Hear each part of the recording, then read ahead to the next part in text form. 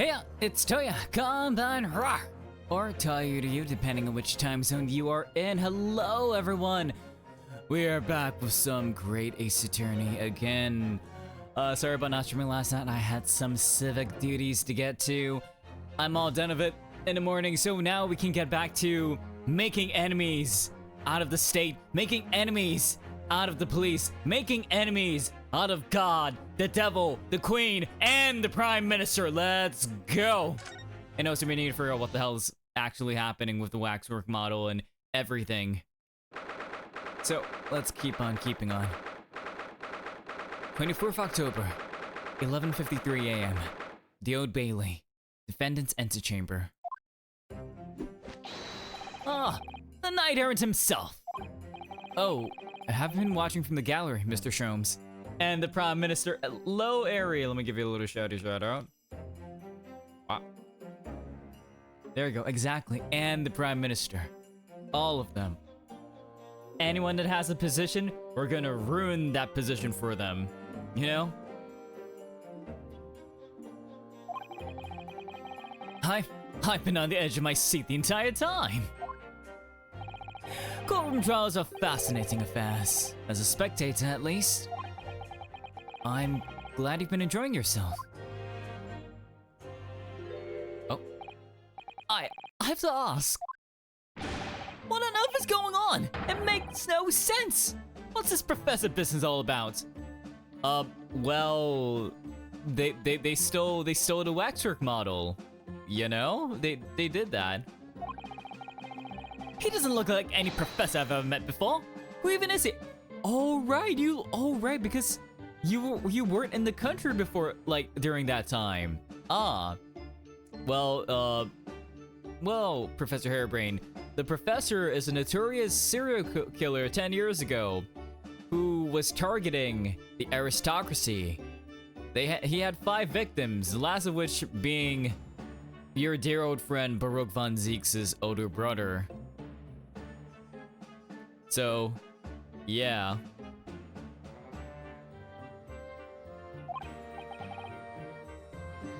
You know, he took off Clint. Weeping, oh my gosh, Weeping, thank you so much for the water ASMR. Everyone, let's grab our little water jugs and do a little glug glug. And thank you so much for the stretch. Okay. Ah, of course. You were in Germany already 10 years ago. Yes, the professor. When I discovered he was the one who had been abducted, a sense of foreboding stirred within me. But who knew the monster would come knocking at your door? My heartfelt sympathies. As it turns out, Lord von Zieks is even more intimately tied to this case than any of us realized, isn't he? Yes. How true. Alright, I had them in the outfits. I almost forgot about that. His great friend from university in the dock. And now a waxwork of the killer who took his esteemed brother's life makes an appearance, too. I imagine even the shrewd Mr. Reaper failed to foresee that kick in the teeth. An extraordinary move on your part, my dear fellow, to throw that in front of the man. It's not intentional. Well, it is intentional, but it wasn't with that intention, sir. You make it sound deliberate. I can't help feeling that this professor case is really very puzzling. Oh yes. In what particular manner? Well, there's Mr. Drebber, Dr. Sif, and Lord von Zieks. It seems that everybody in the trial has a link to the case somehow. Yes. In fact, I alone am not a member of the set. Well, you are being dragged into it, Albert, whether you like it or not. Now that leaves me as an empty set, all alone with no intersection to any other. Excuse me. I'm gonna assume it's a British voice. Excuse me. Oh, it's Sif. Dr. Sif, hello, hi. We didn't accuse you of any crimes or anything, nah. Dr. Courtney Sifney Stevens. Good day to you. Hello, Sholmes. That was very shrewd of you. Right, because he was the one who asked Gregson to bring the autopsy file. What in particular, pray? You requested that 10-year-old autopsy report from Gregson, didn't you? Why would you assume such a thing? Because Gregson told me. Ah, of course you did. Dots.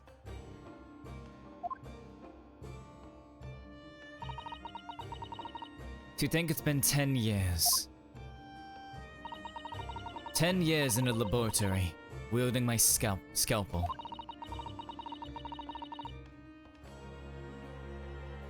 I smell of nothing but corpses and disinfectant. A policeman on the jury had a lot to say about you as it happens, Dr. Sif. And I've accused you of being complicit in what happened. I'm hoping that you'll take the stand and tell the truth about what really happened. That certainly won't be possible. Lord Von Zieks won't be summoning me as a witness. Lord Strongheart has forbidden it. But when has that stopped him before? You know, when has that stopped him before? Remember in the last game. Remember what he said. Through fair or foul play. Through fair or foul play. We will reveal the truth. Even at the cost of revealing government secrets. Even at the cost of making an enemy out of the entire Scotland Yard. We will do it. Lord Strongheart. The Pandora's box you have mentioned about is the Professor case. But please don't make the mistake of thinking you'll get any information about it out of me. But attempting to hide from the truth, that's cowardice! I've always fought crime in the way that I see fit. I have no regrets, none at all. And that's all I came here to say. So, good day to you. Alright then, Doctor. We'll see you again. Dot. She mentioned it too. This Pandora's box. But you know what they say? At the end of all the despair, there is hope. There is hope at the end of all of that. Whatever does it all mean?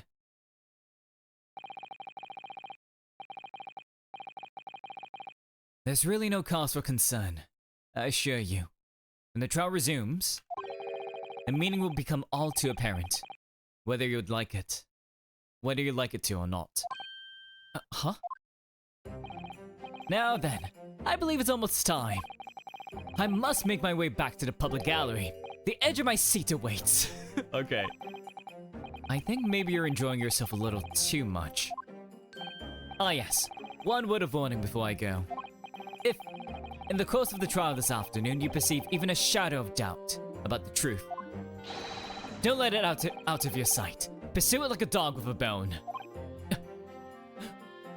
Mr. Sholmes, yes.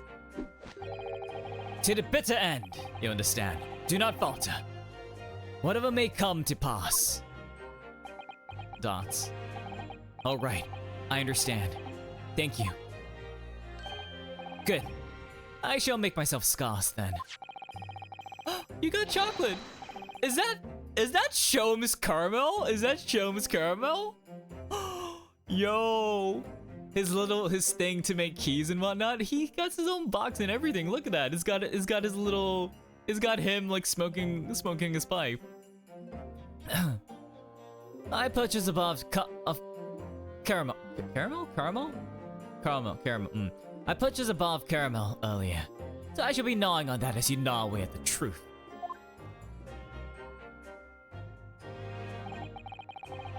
What did that warning from Mr. Sholmes really mean, I wonder? Especially the bit about whatever may come to pass. Well, see, well, it looks like it's gonna get spicy. Dots.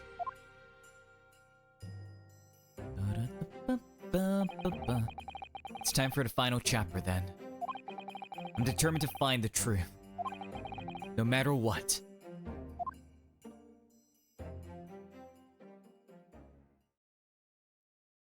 Let's do it. The image of him munching on a little treatment trial is so funny for some reason. Like imagine like he's eating popcorn and then we make a mistake and he's like, boo! He starts tossing like popcorn. This is his version of popcorn while watching, literally. I'm just imagining him tossing like his bar of caramel at us, you know? Anyways, 24th October, 12:30 p.m. The Old Bailey courtroom. It's just it's so fucking funny where like the waxwork is still there. My god. Anyways. In the name of Her Majesty the Queen, I hereby reconvene the proceedings of this court. Counsels for the defense and prosecution, are you ready and able to continue? Yes, my lord. Oh my god. Aqua, holy shit. Okay,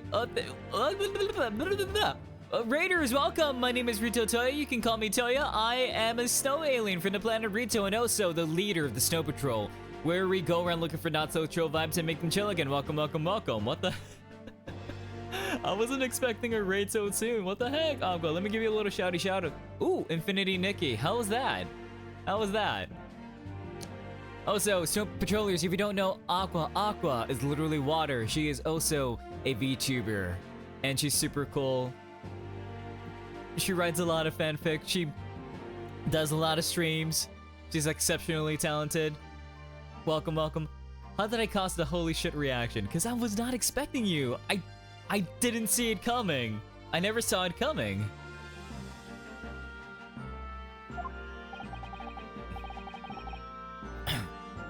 Hang on, I need to channel my inner Von Zeeks. The prosecution is ready, my lord. Yes, my lord. The defense is also ready. As the court is aware, the case under our scrutiny began with a damaging incident at the Great Exhibition. Not the fanfic. It's not a call out. It's illuminating. It's shining a light on your talent. You know. I've watched some videos. Yet we now find ourselves embroiled in the details of a convicted felon who was sent to the gallows a decade ago. This trial has certainly defied all expectations.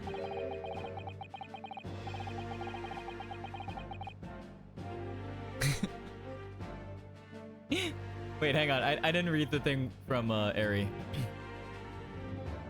My learned fr- What is that damn noise? Don't mind me. Don't mind me, Mr. Reaper.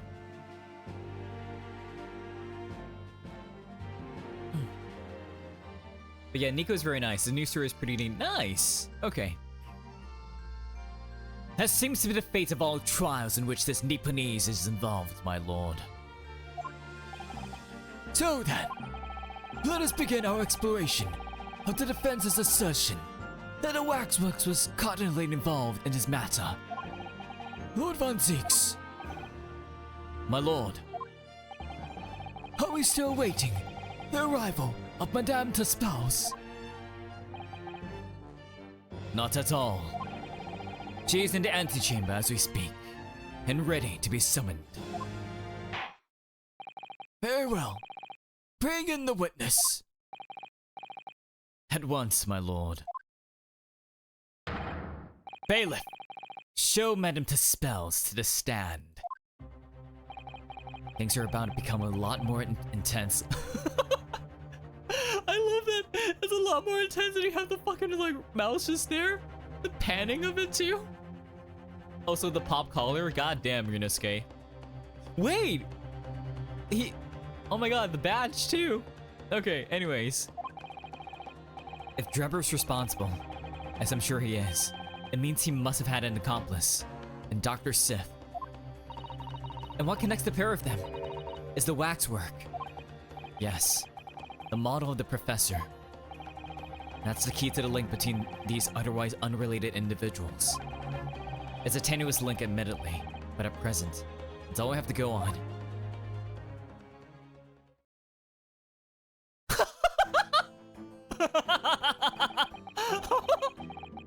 Oh my god, Madame Dispels, are you carving? She is carving out chomes right then and there. Holy shit, okay. Okay. State your name and occupation for the court, please. My name is Madame Esmeralda Dispels. I am a waxwork artisan, the proprietress of the Madame Dispels Museum of Waxwork. You will have to pardon me for working as I testify. My new exhibit must open very soon.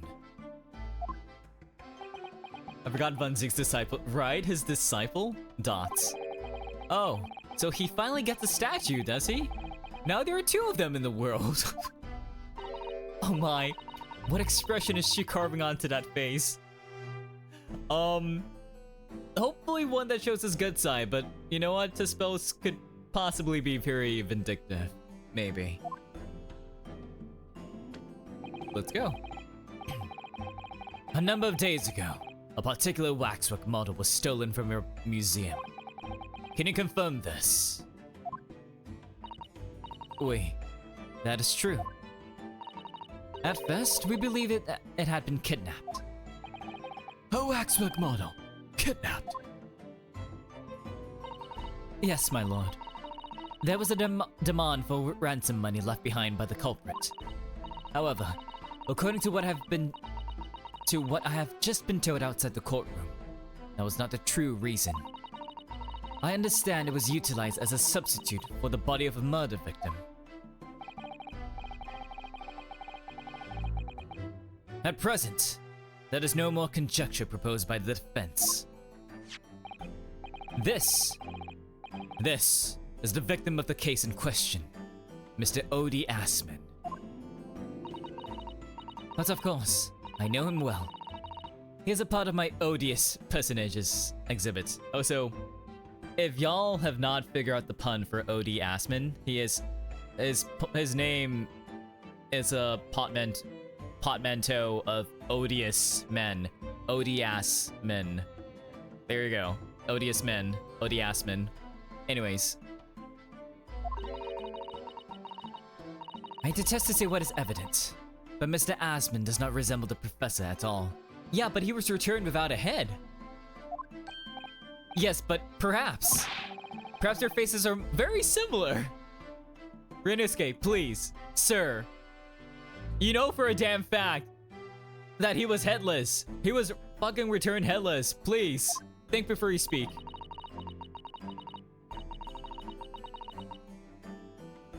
Are you suggesting that we should see now the demasked visage of the professor? Oh, you have the key. I have here the key, but it's strictly forbidden to open the lock, so you know what he looks like. This is absurd! Pardon?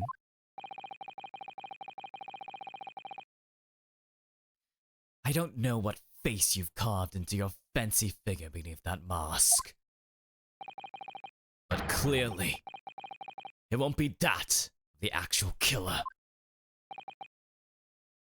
Indeed, a man's identity was never made public, after all.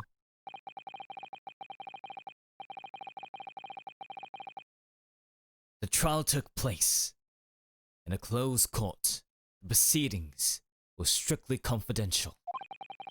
The condemned man was summarily executed. His identity remains a closely guarded national secret.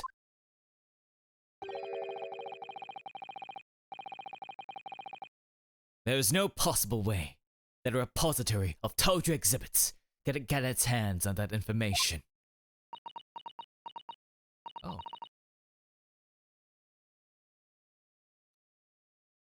Let me look Hang on, I want to do this one justice. I want to do this one justice. I'm gonna look this up.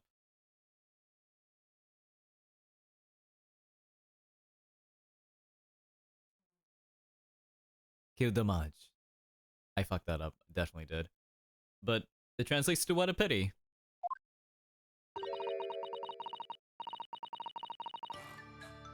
It would seem you're unaware of the Dispel's principles. What principles? The family Dispels has always prided itself on sculpting its model a la perfection. Every detail, even including the visage, is fashioned with complete fidelity. Et voila, our principles. There's a well-known legend about the Dispel's waxworks from the time of the French Revolution. Right, that they were actually modeling directly off of dead bodies. A member of the Dispel's family is said to have made a waxwork of the queen who was executed. Oui, that is true. It was a century ago now. I believe the queen's face was carved in the minutes following her death, actually. Actually at the guillotine site. You are correct. The model is on display still today in the House of Horrors. We Dispels will stop at nothing to obtain a faithful replica of our subjects. Hear me. A somewhat disturbing tenacity of purpose. It is the only way to obtain a truly lifelike representation of the subject. And it has been my family's secret for generations. I see, well, this is a public court. Do you mean to say that beneath that mask? Oui, the true visage of the killer is there. This is ludicrous! It's out of the question! The professor spread terror throughout Great Britain. As a result, the Madame Dispel's special exhibit remains extremely popular, even today. The killer, emerging from his own grave. It is a sight to behold.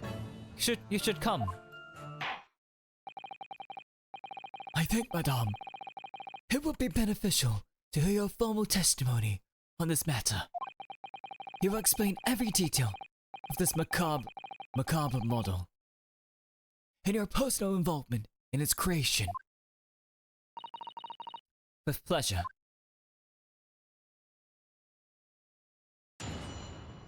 Honestly, like, voicing Von Zeke's, like, emotionally, without just his usual, like, sardonic sarcasm, it's really interesting. Because, like, there's much more energy there. Instead of, like, my learned friend. It's like, what? You know, it's very, like, yeah. The Professor Waxwork. The special exhibit in the House of Horrors is based on a rumor that shocked society in London. An impression of the visage was taken directly from the corpse, in accordance with Dispel's family principles. I enlisted the aid of the grave digger and created a mold for the head in the cemetery just before the interment.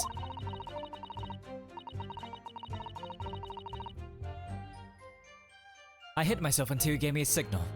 I was there for a very long time that night. As dawn approached, I was very worried that I could be discovered. Wait, so you were there literal moments after? A gravedigger!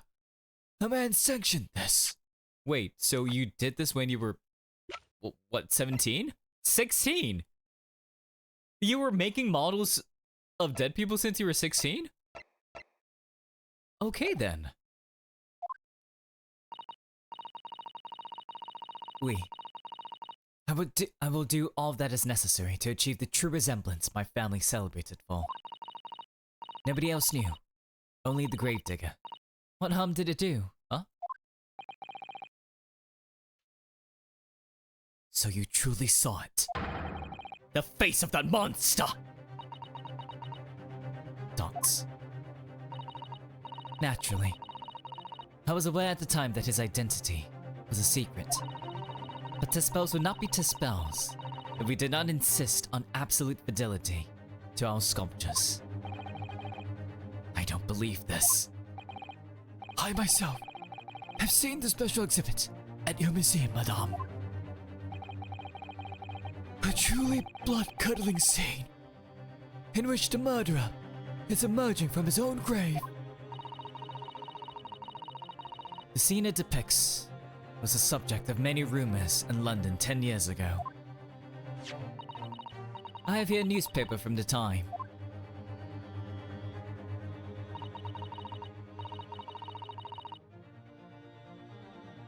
Hold the phone there. Hang on.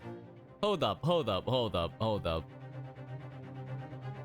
Y'all see the signature? O. Assman. And also O. Assman. We knew that. I think it was mentioned that he was a reporter, right? And then he used those connections to build up his criminal empire. So he was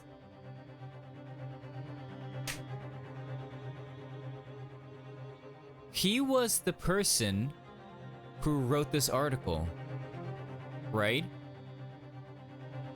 Which gives meaning he knew that it was Drebber. Meaning, and then possibly maybe since it's been 10 years and since like Drebber's appearance completely changed, right?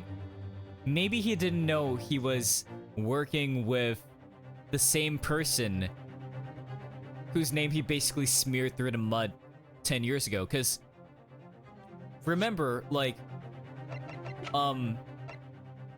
Drebber was an excellent scientist, right? He was an excellent scientist. He was about to, like, you know, possibly start his career in, like, possibly get a proper job in science and stuff. And this probably besmirches reputation, meaning that Drebber has like a concrete reason for wanting to kill Assman, right? And if we like bounce off of this a bit more, and if the professor truly did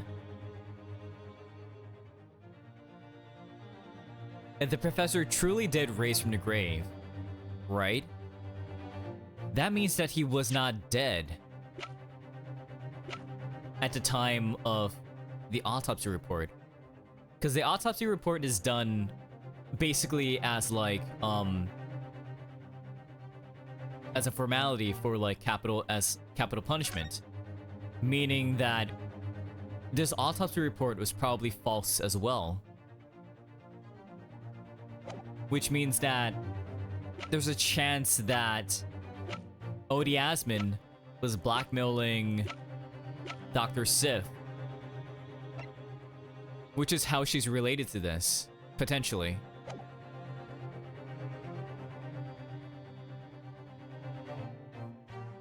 Also, this looks like a sketch as opposed to like an actual photograph. Anyways. Or I could be wrong. Anyways. The special exhibit was based upon the picture in this article. It was the most detailed account of what happened, as reported by the eyewitness who saw it. 10-year-old article has been entered into the court record. A newspaper article recounting the tale of an eyewitness to the alleged resurrection of the professor from his grave on the night of his resurrection. You just happen to have that paper here. A man rises from the grave. It's too absurd for words. Hang on, let me take a gander at this. Look at that, Odie Assman. Mr. Drebber's dreadful encounter. Man rises from the grave. Executed criminal returns in the dead of night at local cemetery. At Lowgate Cemetery, just behind the prison, on the night of that foul devil's execution, the newly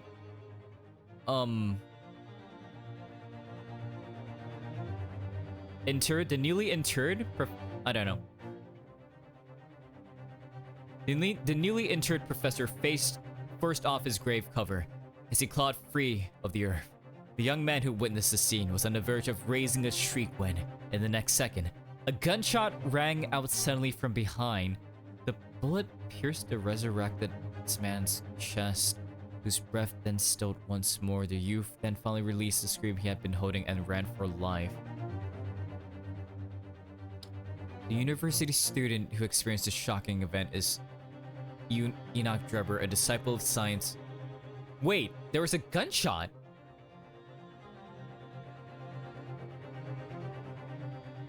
So if this account was true, the professor was definitely still alive at the time, which means the autopsy report was false. The article itself may also be part of the exhibit, or at least kept in the museum's records. That is true. That is true. That is true.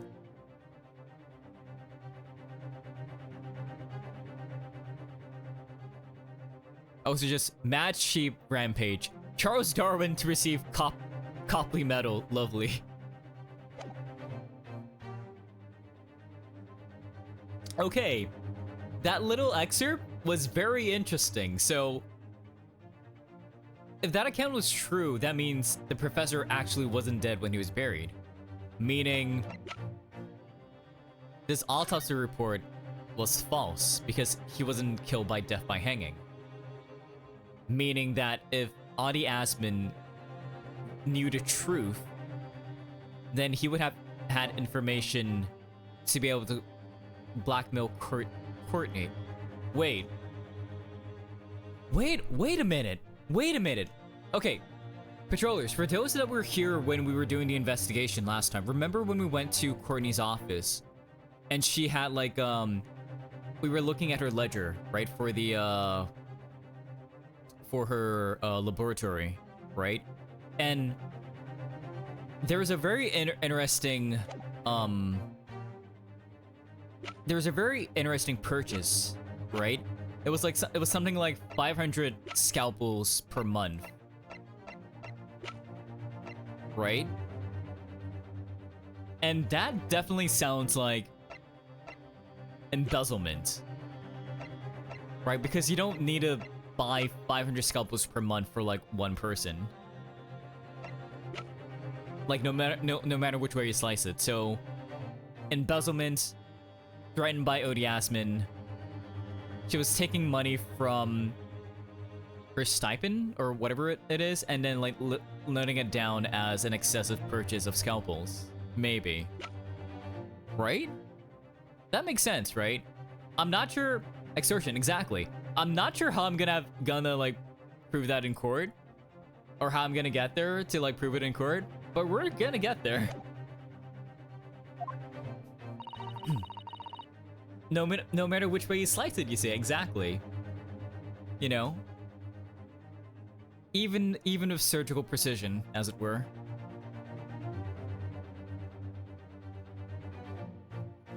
The public enjoy absurdity, monsieur. That is why I've reproduced the scene as carefully as possible in my museum. And as a waxwork from that exhibit that was stolen some days before the incident at the Great Exhibition, wasn't it? That is correct. The professor you see before you here. Most puzzling. Counsel for the defense, proceed with the cross-examination. This waxwork links Drebber to Dr. Seth, and there has to be some reason for that, which hasn't yet come to light. But I'll find it. I'll get to the bottom of what really happened. I'll prove that Dr. Seth and Drebber were in on the crime together. Let's do it. Okay, we're gonna press on everything. Hold it! And that rumor would be a 10-year-old tale now, but one that no Londoner would ever forget. Right. I know just what you're talking about, I think. Of course. It couldn't be anything else. Embezzlement is taking money for oneself. Yeah.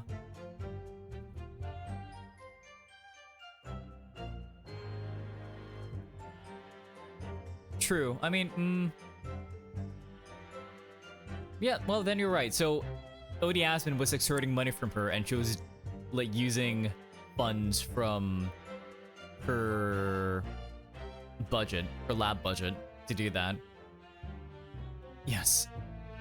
That story would never disappear. The tale of the condemned killer, rising from the dead. That is the central attraction of my House of Horrors. The rumor was whispered all over the city, and it was like this.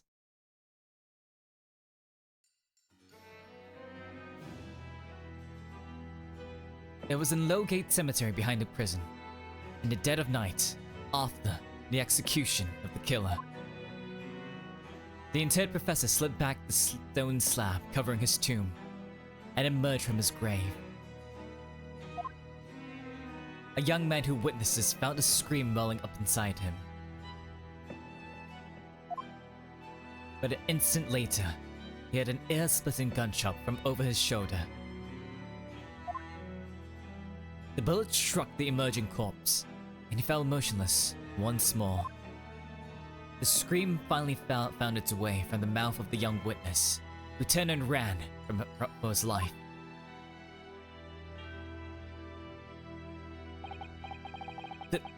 The corpse climbed out of his own grave. And then somebody shot him. Who was it? Nobody knows, even today. But remember, it was just a rumor. Perhaps nothing more than a ghost story.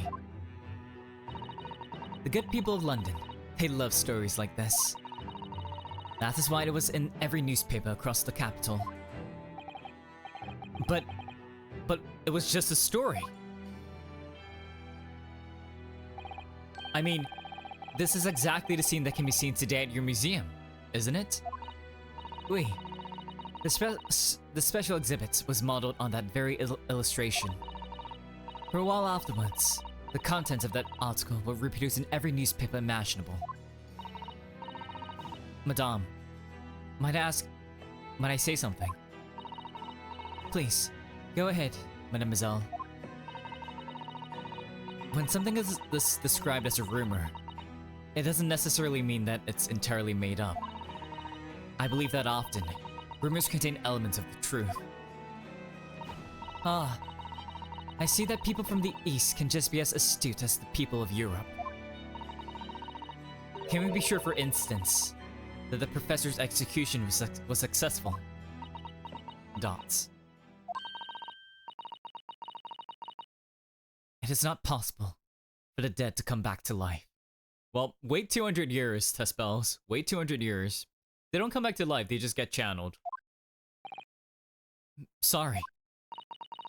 10 years ago, I was there, in Lowgate Cemetery. Stares at all the Phoenix Wright games. Exactly, hey Yuki! After the criminal known as the Professor was killed by hanging. I took a wax impression of his visage from the corpse just before it was interred. So I can assure you, the man was dead. I see. Okay. Alrighty. Actually, the fake clan already exists here, just not in England. Yeah, exactly. Like, they would still be in Japan, right? Because they would just be onmyoji, right? Onmyoji, shamans, whichever their term is properly. It will certainly appear that the condemned man suffered the intended fate. Dots. Da, da, da.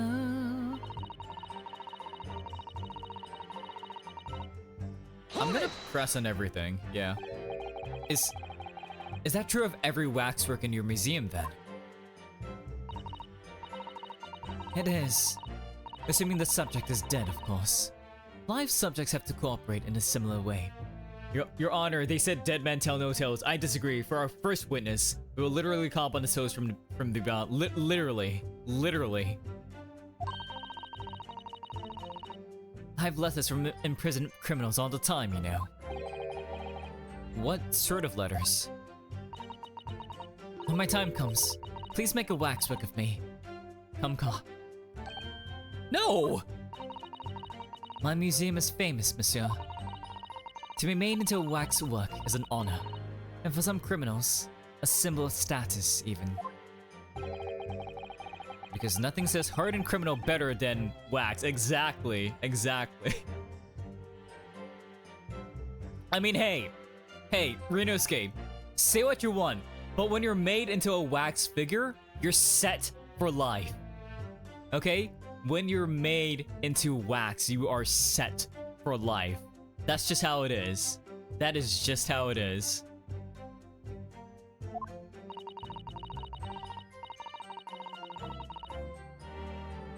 And it is thanks to one killer in particular that my museum has gained such popularity in London. I refer to the star of the special exhibits, of course, the Professor, whose form you claim to have captured by taking an impression from the actual corpse. There are no exceptions to the principles of the spells.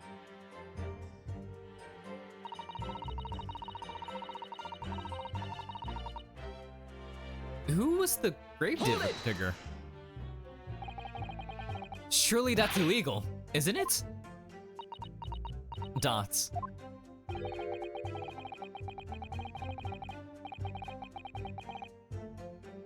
It would seem the proprietress of this repository of novelties was blinded by monetary greed.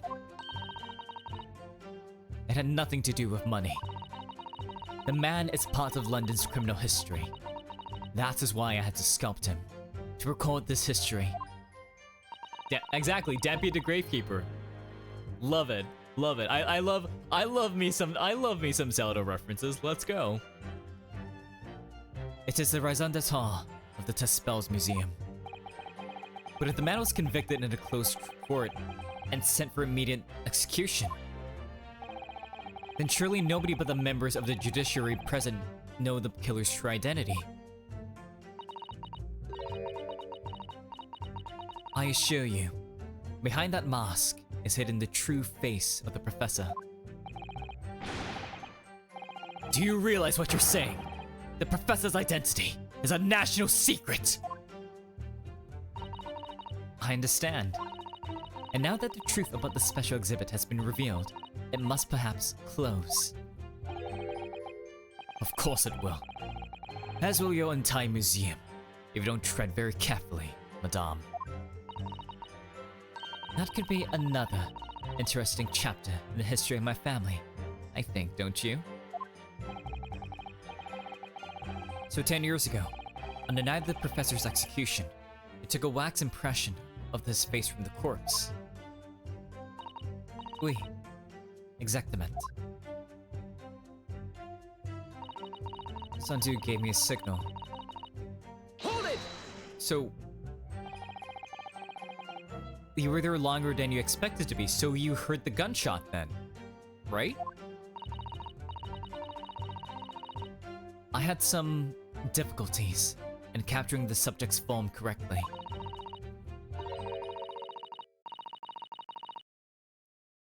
As I removed the mask, the mouth of the cadaver fell open, and I had some problems with the chin. Wait, what? Dare I ask? It fell out?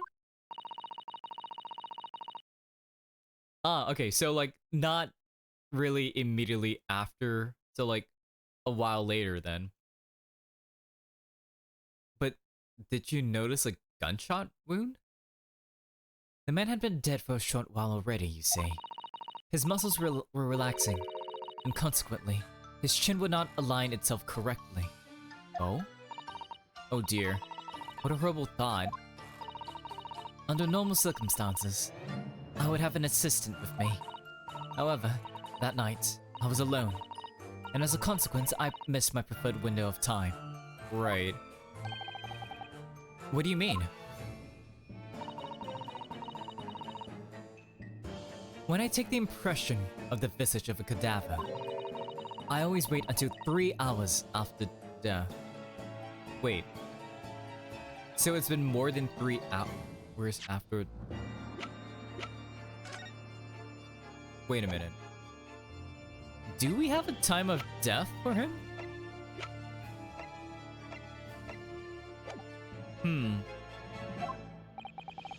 Why 3 hours?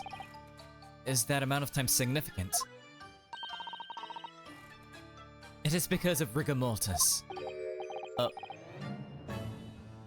a Wriggly Mortis. Ryunosuke, I thought you said you were studying the past 6 months. I would expect you to know what rigor mortis is. It's a name given to a phenomenon that occurs in recently deceased bodies where we're really rigid. Really like rigid motion. As a rule, 3 hours post-death, the muscles in the body begin to stiffen.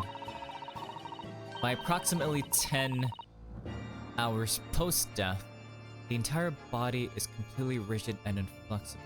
Wait. And then from that point on, the muscles slowly start to revert to their relaxed state. So it's been more than 10 hours? Huh. The effect is often used to estimate the time of death when a body is discovered. Dots. Well, that was an education. It was a slightly scary one.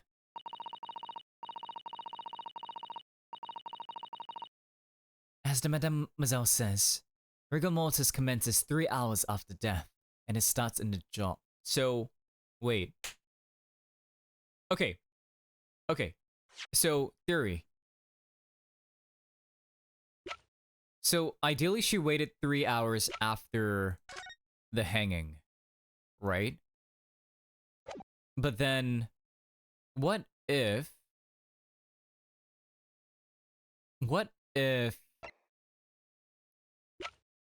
the news article is true, right? And there was a gunshot, meaning he was alive and then he died and then got buried.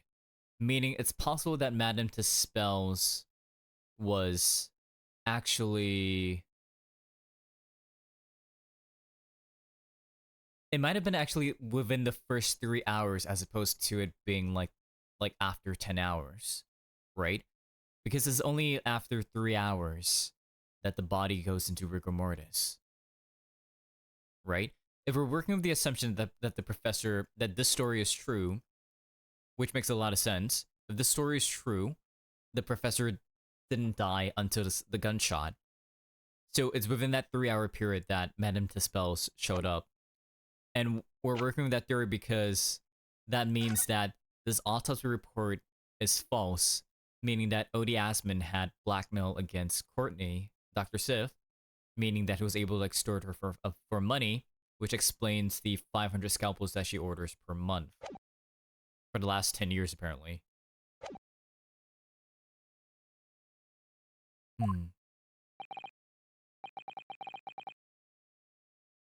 I see. So that's why you wait.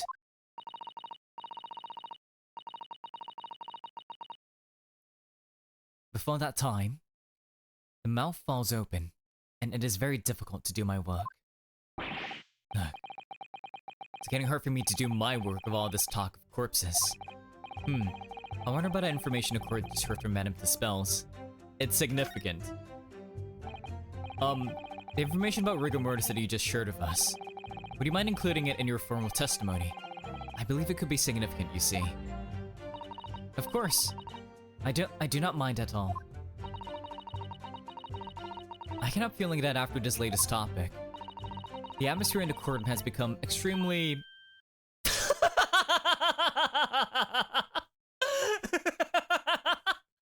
Let's go, Susanoo! Let's go, Susanoo! Oh my gosh. Oh my god, Susanoo.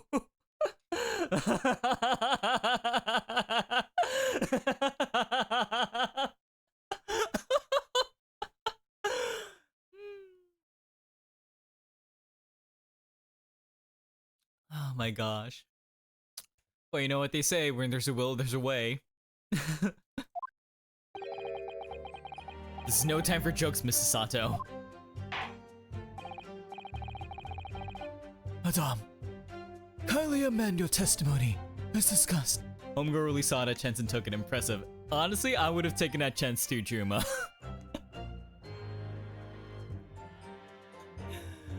But who knows?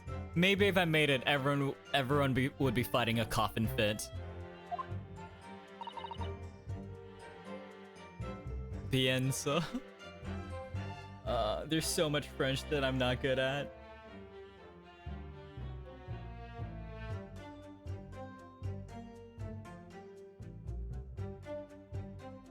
Binshu. That's the closest I can get because I'm using like text to speech. Anyways. It took me a very long time because it was before the onset of rigor mortis. Okay, so it is. So she is saying that it's before the onset of rigor mortis.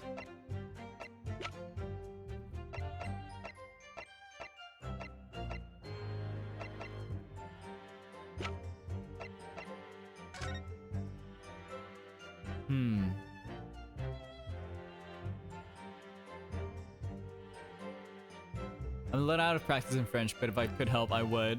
thanks, Ari. Hang on, let's see. Is there anything that show? I'm trying to see if there's anything that shows like the time. You know? First, as he clawed, the young man who witnessed the scene was on the verge of raising a shriek when in the next second,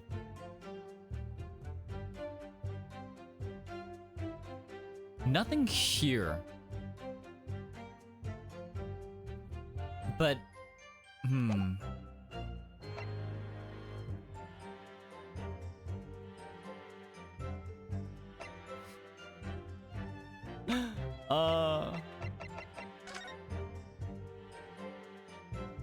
at midnight.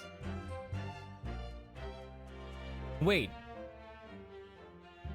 At midnight, 17th June, okay. I need a time. I need a time.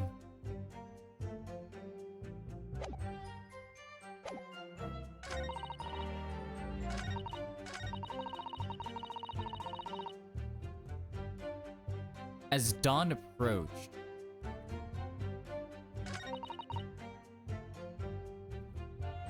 wait, I need... Rigor mortis being the phenomenon you described whereby the corpse becomes stiff after death. I think you said that it starts at the jaw, about 3 hours post-death. Is that right? Oui. Of course. The exact duration depends a little on the season. I didn't realize a waxwork artisan would be so well versed in the subject. No. That is only elementary knowledge in the field of legal medicine. I had no idea about it, but maybe I won't admit to my ignorance about forensic science. I could ask my father to give you a very simple primer if you like. Dots.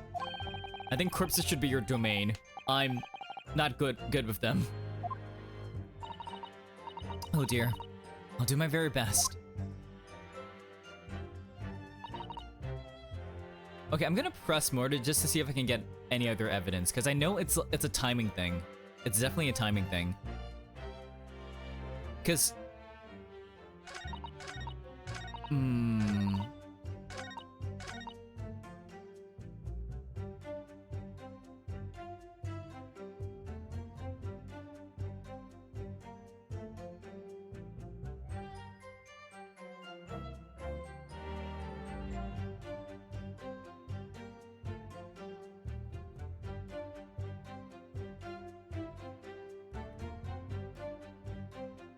Wait, but... I'm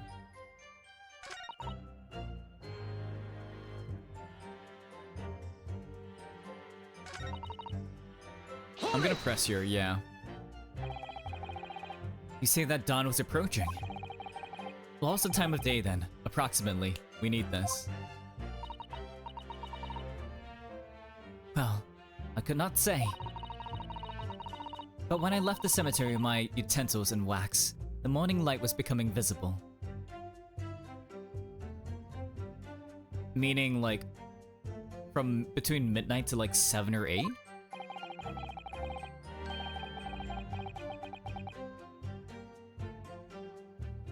The execution took place on 17th June, which had the earliest sunrise of that year. Meaning, like, what is the thing? For Indeed it did. First light would have been around 4:40 in the morning. Yes, I need this information. That really is early. 4:40. The fact is, I had very little time, so I'd finished my work in a half hour. Meaning you started at 4:10, meaning that it would have been at least 4 hours after the time of death, which is midnight.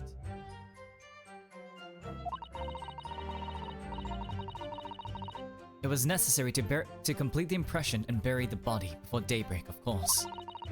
If somebody had discovered me there, it would have been a catastrophe, so I had to hurry.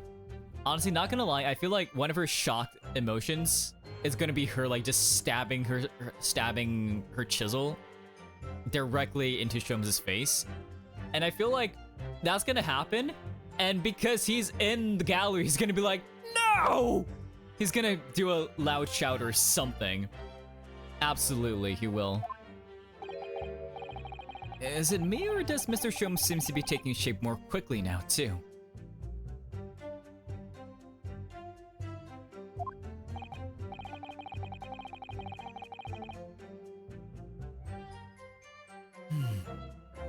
You certainly appear to go to extraordinary lengths for your work, madame.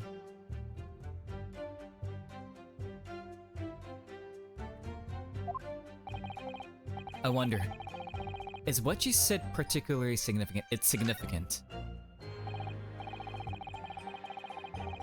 Madam, the details about how long it took you to complete the sculpture in the early sunrise, could you include them in your testimony? I believe they may be significant. Of course, if you would like me to. You're quite right, Mr. Naruhodo. It is intriguing. A sunrise at 4 in the morning would be absolutely unimaginable at home, wouldn't it? That's not quite what I meant by significant. Kindly amend your formal testimony then, madame. With pleasure, my lord.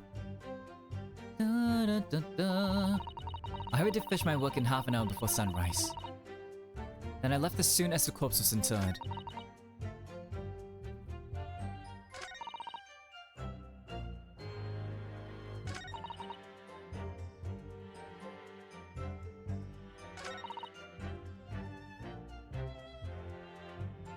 Okay.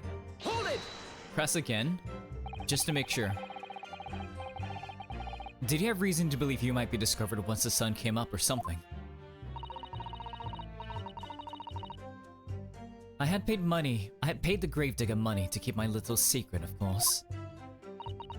But with the morning light, I knew that the warden from the prison would commence his patrol of the area. Couldn't you have just paid off the warden too, then? I'd already paid the gravedigger, as I said. You cannot buy the silence of everyone.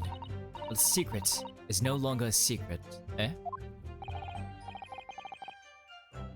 The sunrise was at 4:40 that day, which means that it would have been around 4 when you began your sculpting work.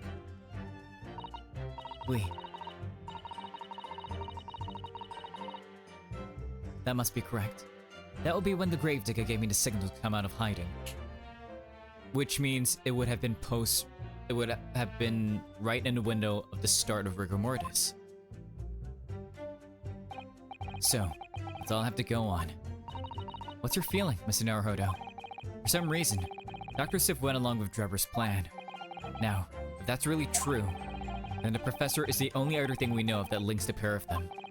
So I feel sure that waxwork must be a clue to this mystery somehow.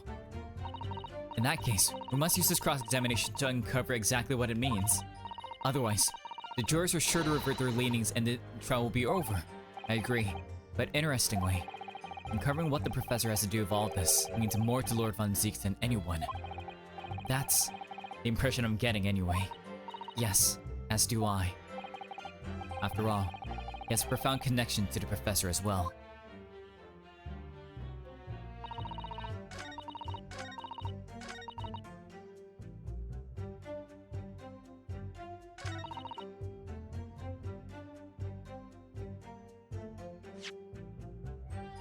I definitely think it's here because we need to match the time of the time. Because this one is specifically the time. We know the sunrise is 4:40. So,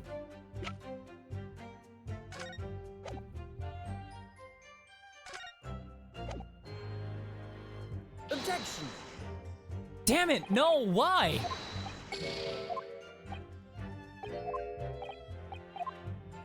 Why?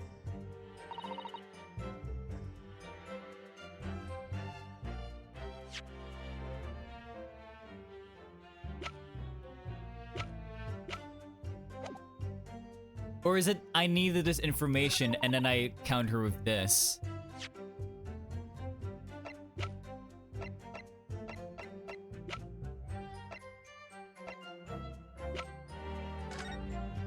Because midnight, 12 to 4.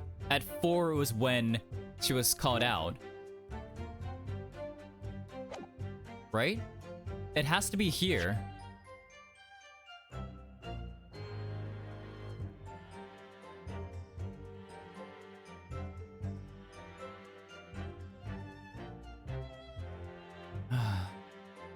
It has to be here. Right? Because we're matching the time with like...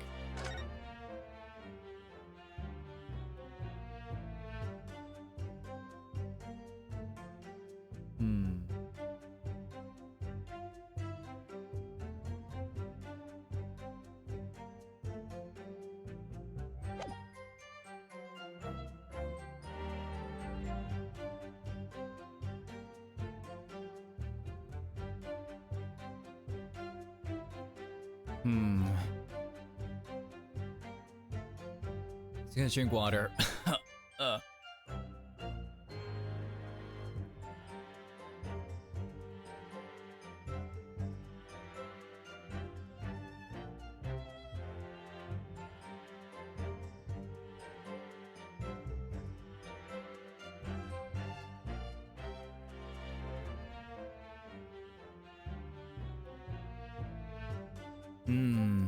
I mean, okay, I guess like... Okay. I need to remember, I need to directly contradict the statement, right? This would be true. This has to be true, right? Because sunrise was 4:40. Or at least like, sunrise was 4:40, shows she started at 4 and ended like 10 minutes before sunrise. This has to be true, which means this has to be false because he died at midnight, meaning if she got out at 4, he had to have undergone rigor mortis already. Objection! There we go. Damn. Madam Tispels. I have here an autopsy report that was filed 10 years ago now. It confirms the death of the professor following his execution at the gallows. And is that a problem? I believe it is, because your testimony and a particular detail in the report completely contradict one another. Huh? Are you going to explain yourself, my Nipponese friend? According to her testimony, Madame Tispels was creating her waxwork just before dawn, and at that time, rigor mortis had not yet set in. Am I correct so far, Madam? You are, yes. As I said, the stiffening of the jaw is the first sign of rigor mortis, 2 to 3 hours after death. But the man's chin was limp, so he cannot have been dead for a long time. But on the other hand, if you look at Dr. Sip's report, it quite clearly states the following. Death by hanging confirmed at midnight, 17th June. No! God, that... I think I did that no justice. The professor indeed died at midnight that day. And by the time you were sculpting his face, rigor mortis would already have set in. Wait, yes, you're right. The chin, it would have been completely stiff. In other words, this report is wrong. Objection! That was a great no, yeah. No coroner makes mistakes when recording the time of death. The very idea is absurd. In that case, there's only one possible conclusion. It was not a mistake. It means it was not a mistake. It was intentional. The execution. didn't actually take place at the stated time. Impossible! Let's go. Hold up! Hold up! Council, this is beyond folly.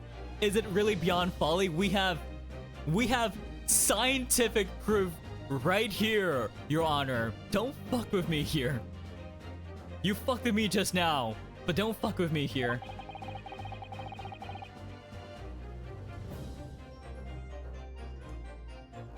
Not only do you indict the author of the report, Dr. Seth, but you also implicate members of staff at Barclay Prison when the execution took place.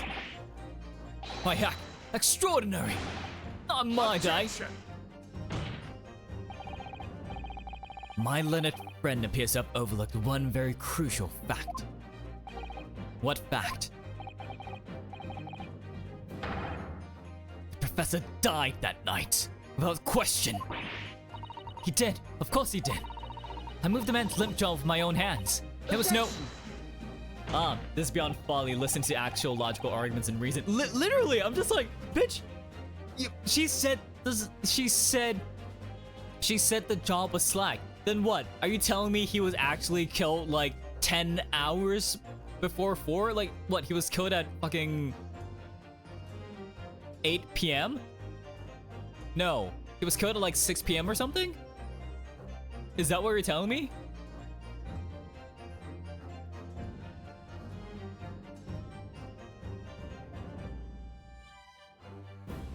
Like 7 p.m. or something? Like, bullshit, man. You're telling me like it's either, you know, it's either like they messed that up or something else, right? Anyways, yes, the professor died that night. But what if he didn't die at the gallows? Didn't die at... Are you insane? 10 hours is when the whole body is stiff.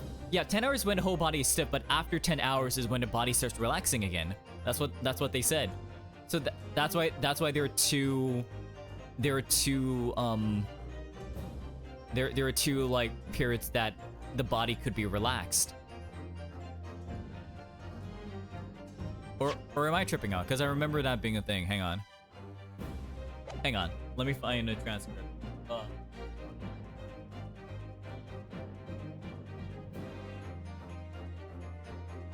Yeah, depending on ambient conditions, the relaxing can take a while. Exactly. So it has to be that rigor mortis hasn't set in yet.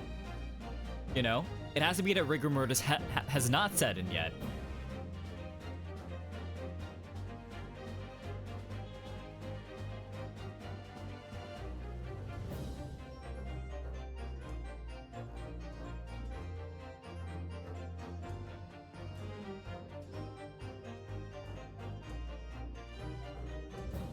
Yeah, it's like, yeah. So it's like, curse begins stiffening 3 hours after death. The body will be completely stiff after 10 hours and go slack again after that. So it's after the 10 hours where the body will start relaxing back to its natural state. Anyways, I need to redo this. Didn't die yet. Didn't die yet? Are you insane? What? What exactly are you suggesting that happened in that case? Oh, the newspaper article, of course. It's almost impossible to believe, but it would explain the link between Dr. Sif, the professor, and that one other person of interest. It will link Dr. Sif, Odie Asman, and Drebber all together. It will give a reason for why Drebber would want Odie Asman dead, because that article, he put his name there, right? Maybe like other, like a lot of things. I have evidence that will explain exactly what I'm suggesting happened that night. How so? Present the evidence at once. The evidence that allegedly explains what really happened on the night of the professor's execution. Let's go. Take that! Crap. What happened that night is written very plainly in this newspaper article. Executed criminal returns in the dead of night at local cemetery. You're suggesting was a corpse coming back to the dead now, from the dead now. Well, if this article is to be believed, yes. The professor, assumed dead following his execution, emerged from his grave and was killed again. Objection! Don't be a fool. That's simply a rumor published by the gutted press. Can you be certain of that? Are you serious? The point is, as the article says, there was a witness to what happened. And that witness happens to be Enoch Drebber. I would. Yes, indeed. Let's wait. The man who stole into the cemetery by chance that night. Hang on, I'm gonna fill up my water. Give me a second. I need, with how much fun Zeke's is crashing out, I need this. God. Huh. Hang on, let me do a bit of thrilling. Okay. Here we go. Ari, thank you so much for the water ASMR. Everyone, let's grab our little water jugs and do a little glug glug. Let me do some lip rolls to relax my throat a bit.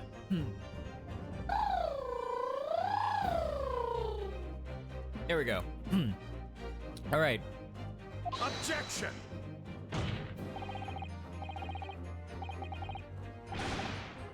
Of course there was a witness. The story didn't write itself, but obviously the man made it all up.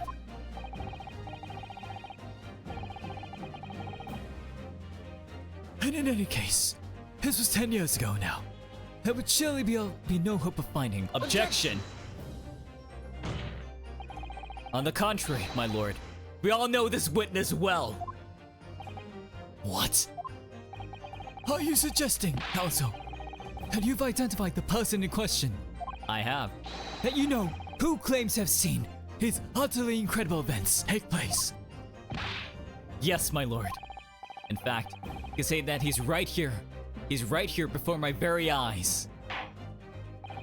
He will substantiate your latest claim now then, counsel. Who was the alleged witness of the staggering scene from the cemetery 10 years ago? Mr. Enoch Drebber. Take that! The man in question is Mr. Enoch Drebber. Drebber! No, sorry, that was more angry. I need to be more outraged and confused. Drebber! The previous witness! A special exhibit in the House of Horrors at Madame Tussauds Museum of Waxwork recreates that decade-old scene in great detail.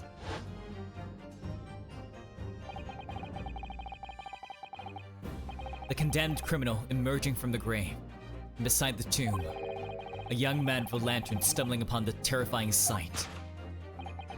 And that young man is a 10-year younger Mr. Enoch Drebber.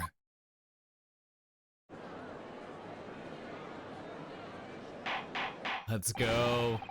Hold up. Surely not, counsel.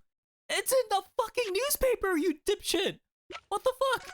It literally says Mr. Drebber's dreadful encounter. It put his whole fucking name there. His whole ass bussy's there, dude. What the fuck are you on about? Anyways, what?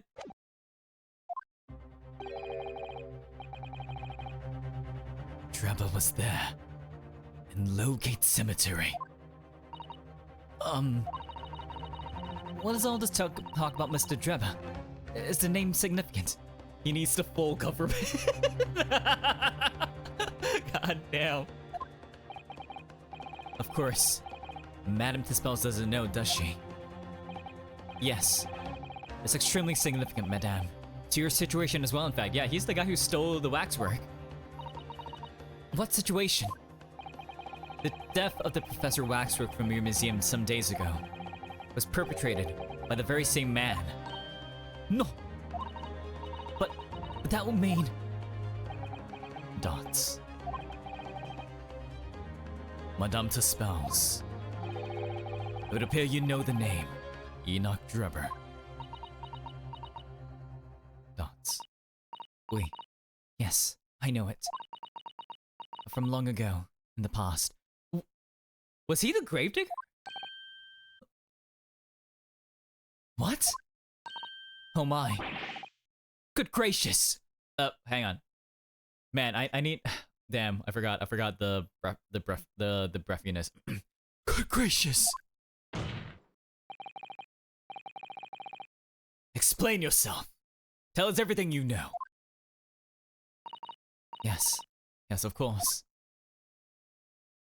Is this a cross exam? It's not. Okay, story time. The story of the young man and the terrible sight he witnessed in the cemetery 10 years ago was published in every single newspaper in London and throughout Great Britain. However, in all of the articles, the witness was simply described as a certain young man, which means Odie Asmon's article was the only one that put his name there, which means, you know, he was probably grave robbing, right? Meaning that this incident, him putting his name on blast, was what got him kicked out of school, was what got him was what got him kicked out of school, was what prevented him from becoming a scientist. Meaning, that's the reason he would want to kill him. No details were published about his identity. His name was never revealed. That is, apart from in one newspaper.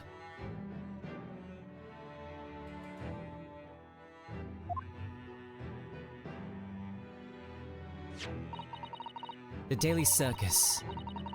It is the paper from which comes the article I've already shown the court.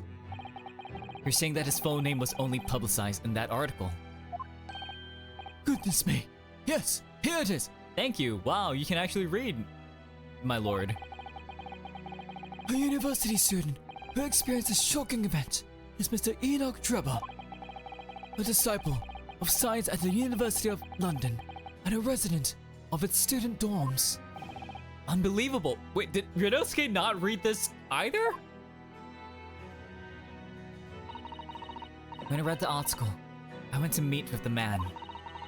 His discovery of the condemned criminal coming back to life in the cemetery in the dead of night would make a perfect exhibit for my House of Horrors, whether it was the truth or not. I see. So you went to meet Mr. Drebber in order to scalp a waxwork of the man, did you? Exactement. He was studying science at the University of London in those days, and he was just a poor student. I paid him £5 to model for the waxwork, and since that time, it has been in my museum to recreate the scene of horror from the cemetery.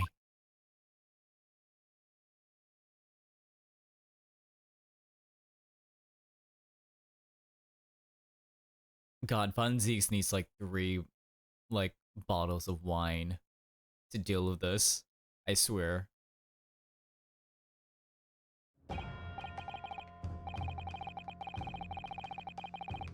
So, 10 years ago, a young man appealed to the public about an extraordinary event he witnessed. A criminal who had been put to death, re-emerging from his grave in the middle of the night.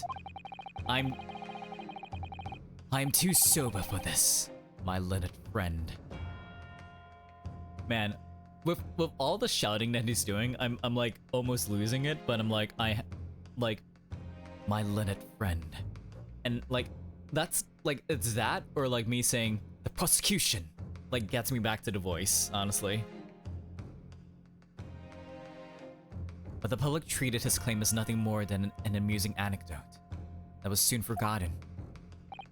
10 years later, the same man steals a waxwork model of the executed criminal, ostensibly to use as a body double for the victim in the case we're discussing here today. Even though the waxwork's build is a poor match for the victim, and its face is obscured by a mask. So the question is, why would the man do such a thing? Thoughts. God, the thoughts. The gears turning, all the gears. Which brings us to 3 days ago, when the birdcage crashed into the Crystal Tower. If the birdcage had in fact contained not the body of Mr. Asmon, but that same waxwork, the coroner from Scotland Yard who investigated Dr. Sif would have noticed immediately. And yet, she submitted this autopsy report for the victim, which the court had seen earlier. Why?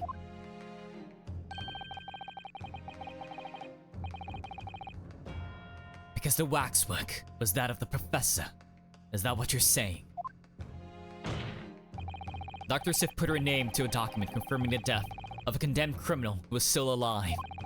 A criminal whose apparent resurrection was witnessed by Mr. Drebber. But that misconduct was a deadly secret the coroner would do anything to protect. Which is precisely why Mr. Drebber used that particular waxwork as the body double. Ugh! Let's go. My lord, I beseech you, we need to be able to cross-examine both of them. Please, for the love of God. Fuck what Lord Strongheart says. We need them. It is imperative to this case. It is very imperative to this case. This court must summon Dr. Sif to the stand. The defense is determined to find out exactly how the coroner and Mr. Drebber are connected. Yeah. And according to the message I received this morning through the prosecution, from the prosecutor's office, Dr. Sif is unable to participate in these proceedings. Is that not the case? Dot. Come on, Von Zieks. Come on! She told us so herself, didn't she? Lord Von Zieks won't be summoning me as a witness. Lord Strongheart has forbidden it.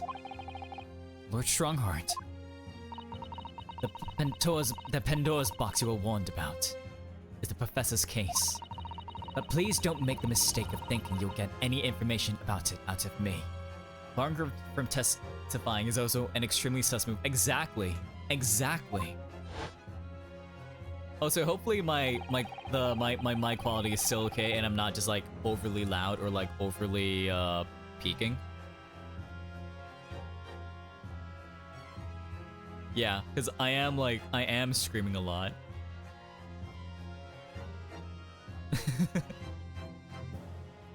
Okay, anyways. Something happened on the night of that killer's execution 10 years ago. And surely nobody would want to get to the bottom. And surely nobody wants to get to the bottom of that more than Lord Von Zieks' thoughts. Come on. Let's go! Let's fucking go! You sound fine to me, but I'm not listening with headphones or anything. Gotcha, gotcha. The prosecution calls for the instructions in that missive to be scrapped. Let's go, Baroque. My homie Baroque. My homie Baroque, let's go.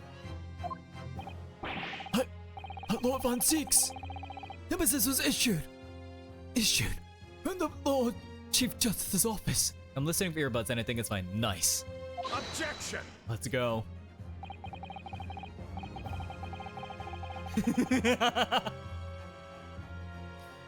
The assigned prosecutor has the final say on policy in any particular trial.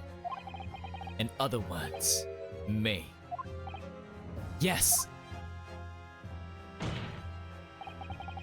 Let Enoch Drebber and Dr. Sif both take the stand to get. Let's fucking go, Baroque. Let's go, Von Zieks. Let's go. Order! Order! Order! Very well. I'll uphold your request. Honestly, the judge is a homie too for like following this. My god. Halef! Fuck. Halef! Send up subpoena with immediate effect addressed to Dr. Sif of the Forensic Investigation Team. Okay. The woman is compelled to attend on Her Majesty's. Like, okay, I'm doing the breathliness because it's like, I'm trying to make it sound like he's an old man, but also like, yeah. The woman is compelled to attend on Her Majesty's orders. Go for Baroque, baby, let's go! Alright then, Enoch Drebber and Dr. Sif. They weren't colluding with one another. This crime could never have been committed I'm just a stone throws away. I can feel it. The truth behind all of this is about to come out. We're about Sisada takedown away. Let's go. Yo. Oh my god, they're all here.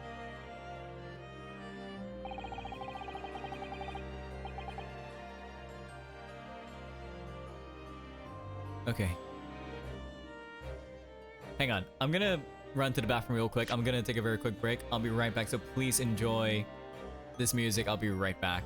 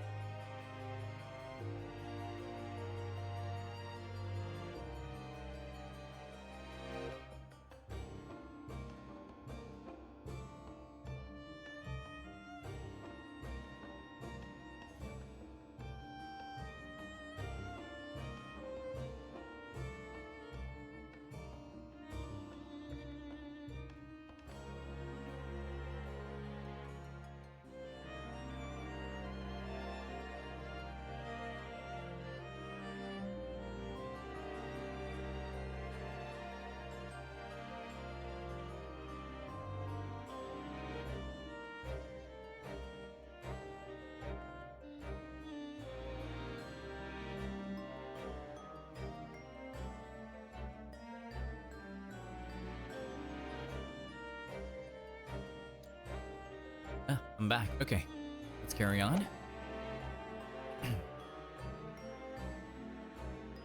Thank you for your the prosecution. Thank you for your attendance at such short notice, Dr. Seth. I'm disappointed in you, Lord Von Zeeks.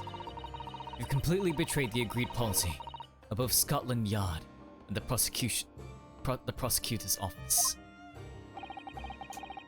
Betrayal is not in my nature, as long as the truth isn't compromised. If it is, if there's even a hint of wrongdoing, then no matter who it concerns or disgruntles, I'll pursue the matter to the bitter end, as would any prosecutor worth his salt. Dot. Mr. Drebber, you took the victim's life by means of a machine that you constructed in your workshop. Dot. And Dr. Sith, as the investigating coroner, you were the first on the scene to examine the victim's body. It is the belief of the defense that you collaborated with each other and were both complicit in this crime. And where's your evidence? At present, we have no definitive evidence, but we do have a very significant clue.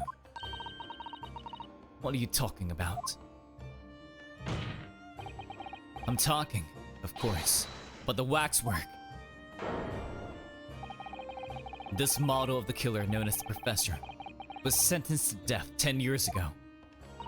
You don't need to tell me. I witnessed the man's execution with my own eyes and officially pronounced him dead, but your autopsy report was false. That remains to be seen.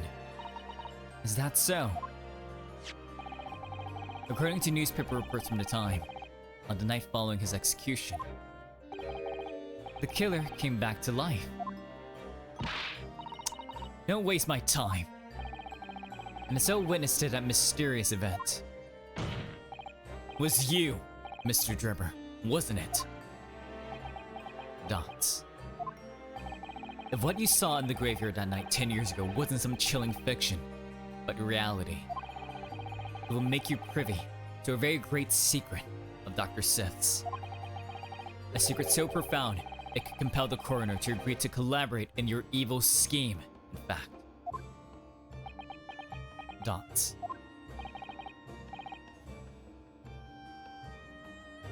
Mr. Drebber, tell the court. Tell everyone the truth of what you saw that night in Lowgate Cemetery. Dots. So he was the student who saw it. You can see the resemblance actually, can't you? Of the man in Madame Tussauds, I mean. Surely he's not going to claim that's really what he saw. Especially not after all these years. He was a research student at the University of London, was he? And a bit too clever for his own good, if you ask me.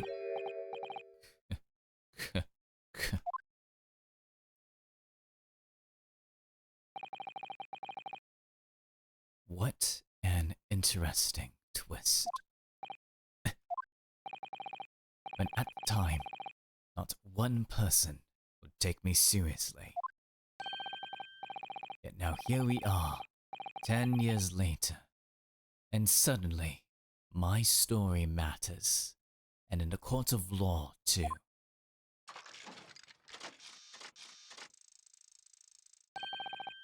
Very well then, if everyone so wishes. Let's go. Let's be frank.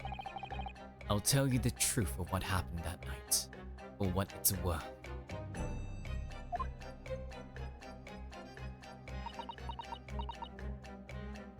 The fact that Civ doesn't seem surprised at all means she knows who he is, right? Or he's just like her being cool and collected. Don't. So, Mr. Drebber, your testimony, please, about the events of that night 10 years ago. You will tell the court exactly what you stumbled across in Lowgate Cemetery. Yes, of course. As you wish.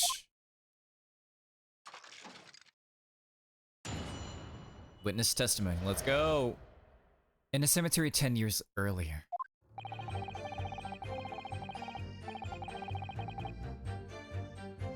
The reason I was in Lowgate Cemetery at all 10 years ago was for a spot of moonlighting, shall we say.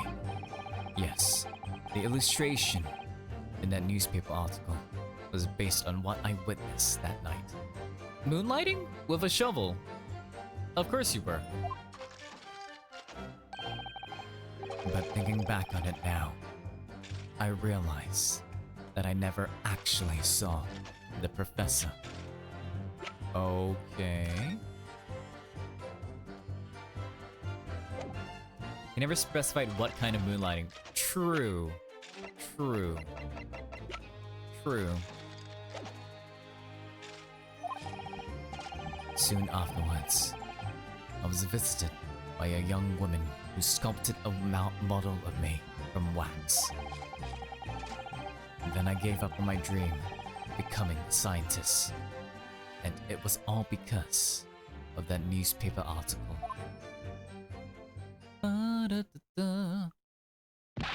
Wait a minute. You're claiming you didn't actually see the professor now. Of course. You'd have to have a screw loose if you believe the corpse could come back from the dead. But what if it wasn't a corpse? But, so you're saying this article is... Not with the paper it's printed on. I think that would describe it perfectly. Yes. Yeah. But the details in the article aren't true. It nullifies your argument for why Mr. Drebber and Dr. Sif would have been working together. So he's discrediting himself to cripple my argument. Help me. Help me, witness. You claim to have been in a cemetery on some auxiliary business. Can you elaborate?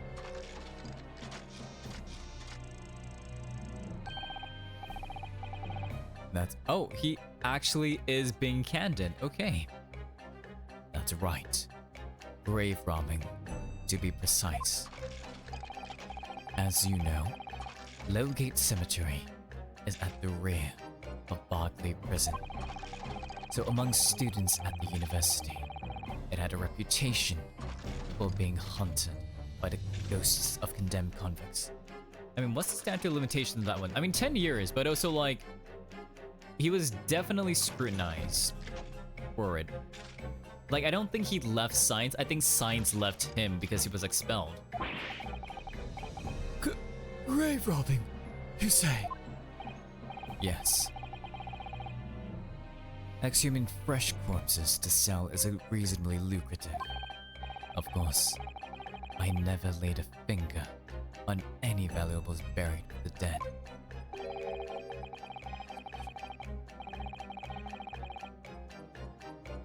So you were one of the so-called resurrectionists, a particularly unpleasant scourge on society. Damn, exactly, he's just admitting. I mean, I feel like he's lost too much to really give a shit anymore. You know? Actually, my fellows and I went by another name. The Repurposers. That is quite beyond the pale. You would invite divine retribution, sir. Yes, well, I think I suffered retribution enough. The Daily Circus eventually unearthed my name and put it in print. Repurposers is somehow worse. Why lie about seeing the body at that point if he was just gonna admit to grave room? Exactly. Right?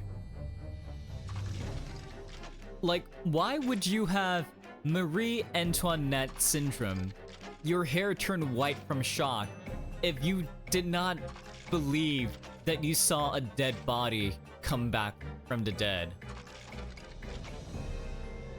Sir,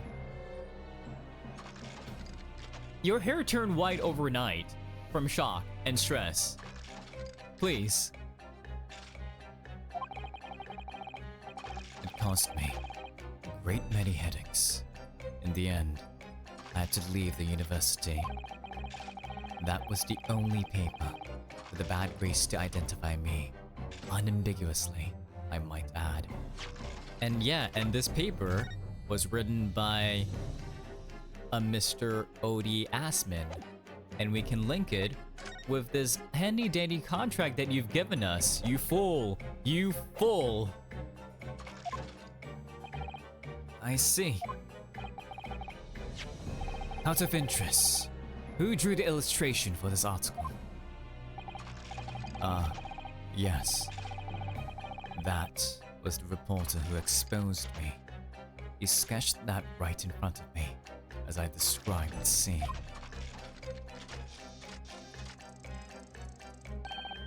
Obviously, as time ticked on, I bitterly regretted what I've done.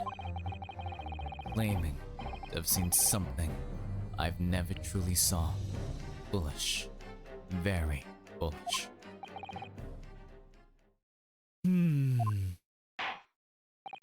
Well, counsel for the defense, you may proceed to the cross-examination now.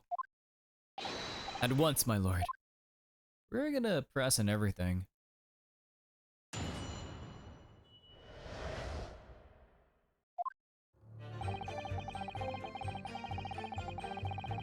Hold it! By moonlighting, you mean grave robbing, do you?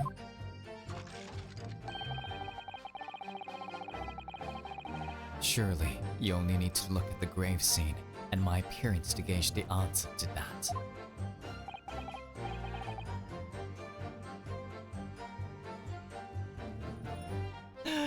Oh, he calls it a spade, does he? This is not gonna objection!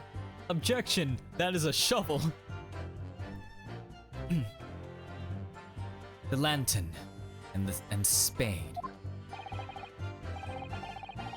But who on earth would want to buy a dead body? Any major hospital. A hospital, yeah, for dissections. In order to better understand the human body, the study of anatomy is crucial to medical science. But there isn't a hospital in the world that has enough specimens to work with. Though obviously they can't openly express an interest in obtaining more by dubious means. As aspiring scientists, we young research students had no money to work with, as I'm sure you can imagine. So we made surreptitious arrangements with the hospital via some of our medical student acquaintances.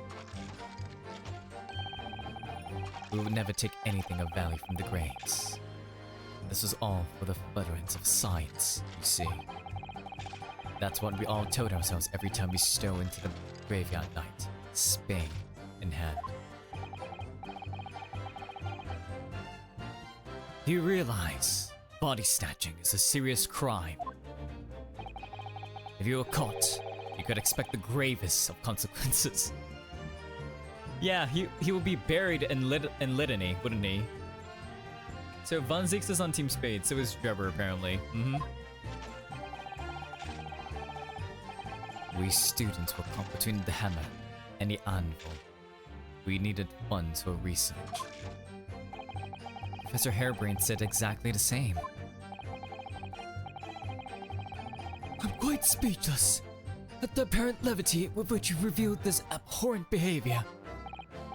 Well, you wanted to know why I was at Lowgate Cemetery. That's the reason. Graves as consequence, so Baroque does have a funny bone there, exactly.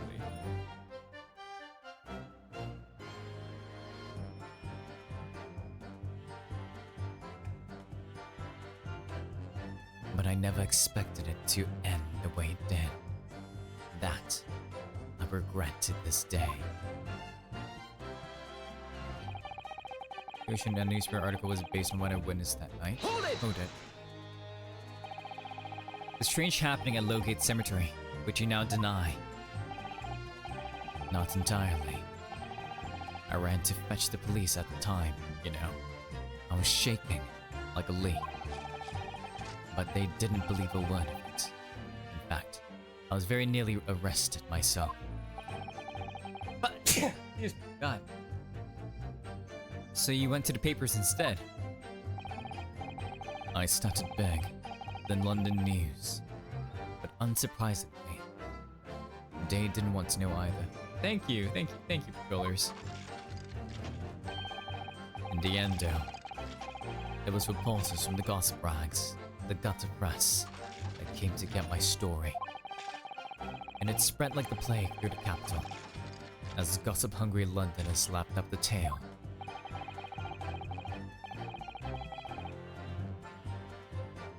The story was in every single paper at the time, with the exception of some broadsheets. And yet only 2 or 3 of them actually interviewed me personally.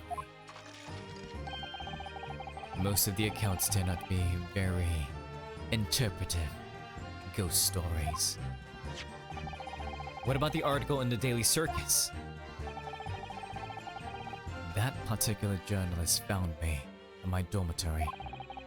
I don't know how, but he discovered my name. So I recounted to him exactly what had happened that night. And from your description, he drew this illustration. Precisely. That is how I learned that the condemned man was the infamous professor. Because the reporter told me so. I had no idea myself, you see. Oh, so you're saying it was the reporter who planted that seed in you? Newspaper reporters are wont to snoop around in matters that don't concern them. So the scene portrayed in the illustration is accurate, then. Well.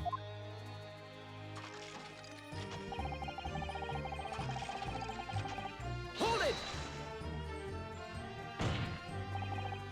What are you talking about? I think I explained already, didn't I?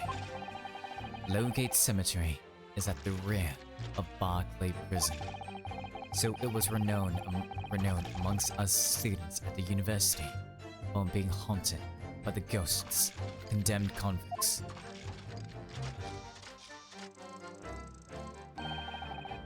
For some absurd reason, I was scared of the graveyard at night, and as a result, only too willing to believe that nonsense about the dead coming back to life. But you said you actually saw it. I said what I'd seen in my mind's eye. After all, resurrection is impossible, isn't it? You'd have to be unhinged to think otherwise. Unless, of course, you have some evidence that proves I encountered the professor that night.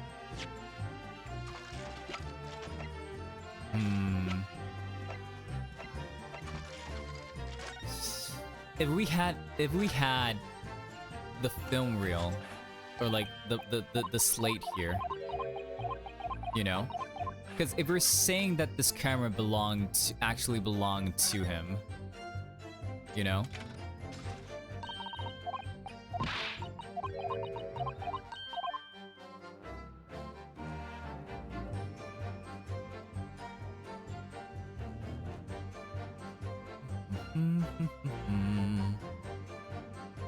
And if there was a gunshot out, which means that his camera was pointed out already and blood got on here, right?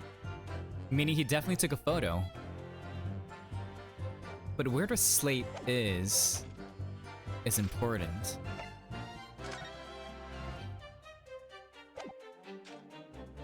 If we can find it. Like, would he have hidden it in his trophy? Is the thing. Would there have been a way to hide it here? Like, can you remove the top or something?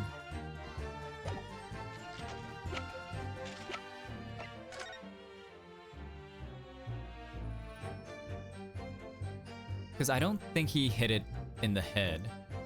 He wouldn't have.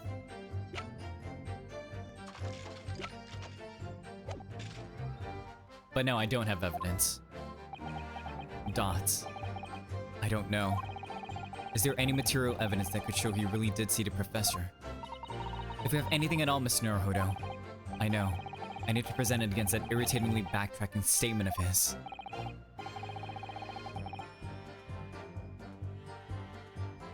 The point is, that night was a pivotal moment in my life. Wait, actually, hang on. Let me see the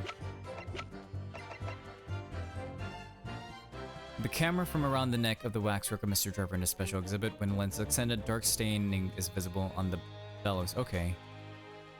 Which we assume is blood, and if we go by this, right? His camera is open as well.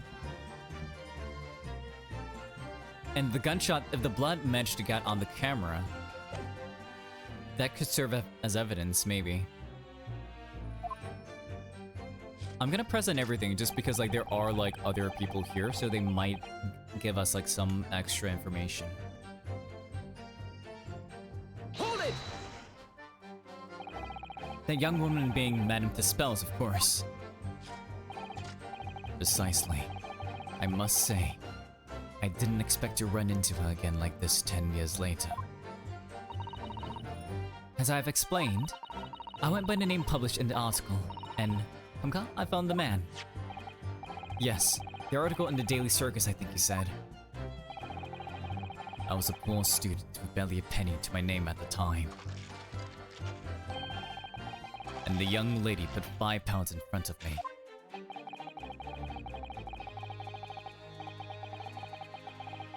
So you readily consented to having a waxwork of yourself made and gave permission for it to be put on display. I did. I should sell what little I had to sell, I concluded. I remember now. I purchased something else from you that day. Yeah, the camera!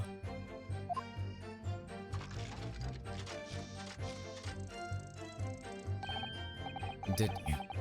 I can't say I remember. What was it, madame? His camera, knew it! Ah. Oh yes. I made a point of taking it with me whenever I made an excursion into any cemetery.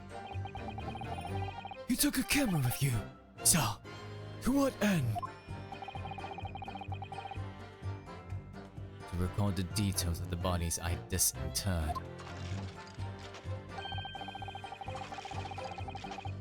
But I had no intention of ever visiting a graveyard again after that night, so I sold it. I see. But I still have it, mister. It's part of the special exhibit in my House of Horrors. I'm very meticulous about such details. It is the Dispel's way. It would seem then that this is the very camera Mr. Gerber took with him to locate cemetery on the night in question. Is it gonna update? Yes. Interesting. It is updated. Lovely. Lovely. We got that. We got it. We got it. Now the evidence is viable. So then now, we can put it here. Hold it! This article, you mean? Published in the Daily Circus? Yes. Somebody informed the Dean that was my name that appeared in the article, and carelessly let slip that night after night I was digging up graves. Hardly a model student, you might say. The university's reputation was execrably defiled, and I was expelled as a result.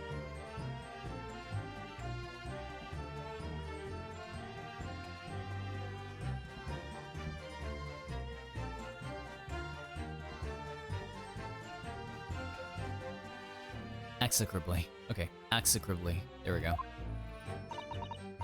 Mon Dieu. I had no idea. And having been run out of university, you found employment in a somewhat specialist trade. Dots. You combine your knowledge of science with knowledge of stage magic to create various experimental machines intended to demonstrate never-before-seen technology.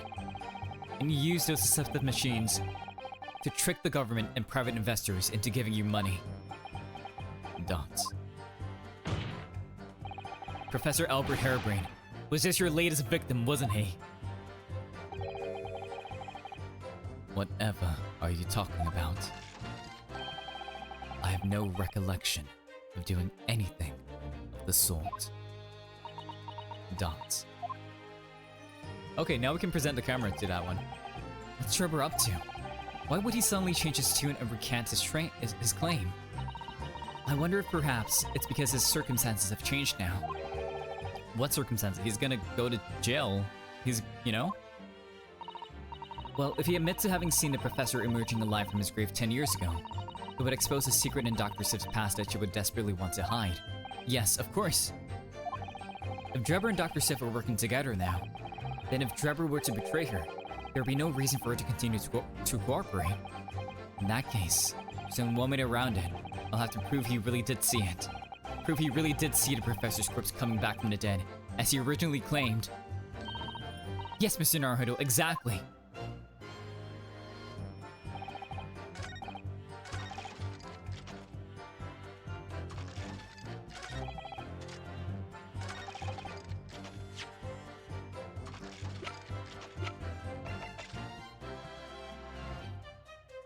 Objection!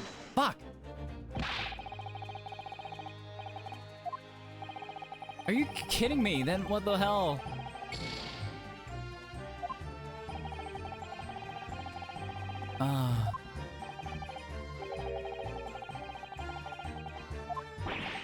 He sounds serious.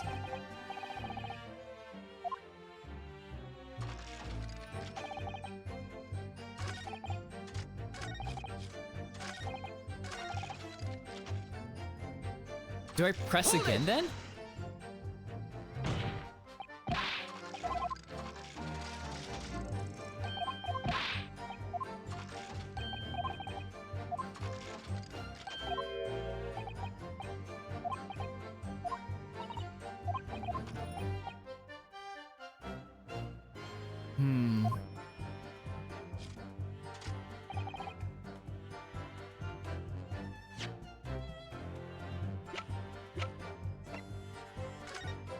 Would I look at this again? Because we now know that this was Drebber's. Or like, we know definitively that this is Drebber's.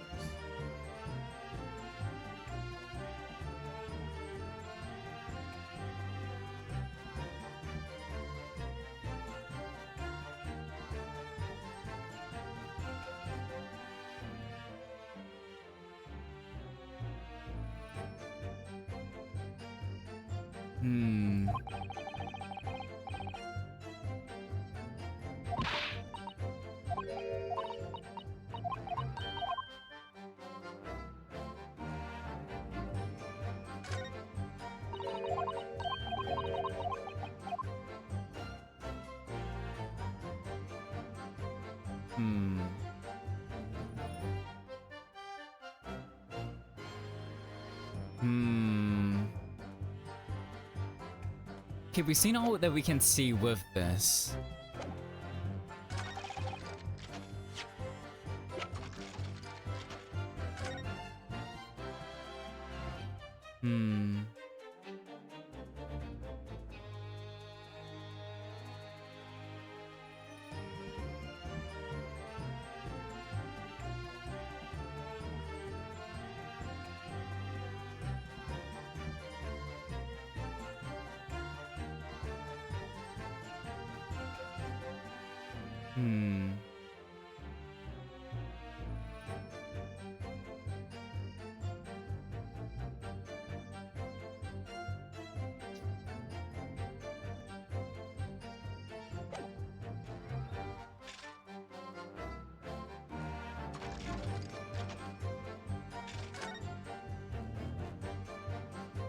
You never saw him, but this was still like what was...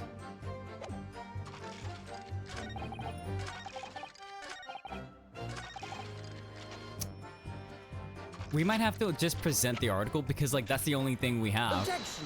You know, like saying that he did present it. That he did see it. Right? Because if we can disprove like what he says after. Because, like, there's a whole reason why, like, the camera was updated. So maybe that was, like, an initial red herring. Sorry, Mr. Drebber, but I don't believe that. Don't believe what? Your latest claim. You did see the professor on that night, 10 years ago. Oh dear. We seem to be at odds. But I was there, and you were not. I know what I didn't see. The illustration of this article was drawn based upon what you told the journalist that you witnessed. A figure emerging from a tomb, wearing an iron mask. Okay, true. Okay. Very specifically. Because if he didn't actually see that, he wouldn't have, like, it would have been like any, like, oh, Tom, Dick, and Harry that would have emerged.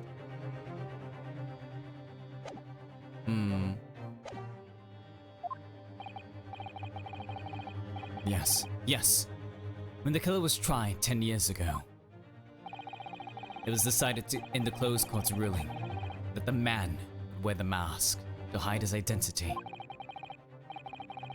It wasn't to be removed even during his execution and subsequent burial. Not even the prison wardens would see the man's face. But obviously, the provision of this mask was not public knowledge. So, Mr. Drebber, as you've just heard, a lowly student of the University of London certainly wouldn't have known about the condemned man's mask. So unless you'd actually seen the professor that night, it's inconceivable that artists would have included the mask in that illustration. I didn't know what I didn't see. Clearly, exactly. Hold up! Well, Mr. Drebber. Dots.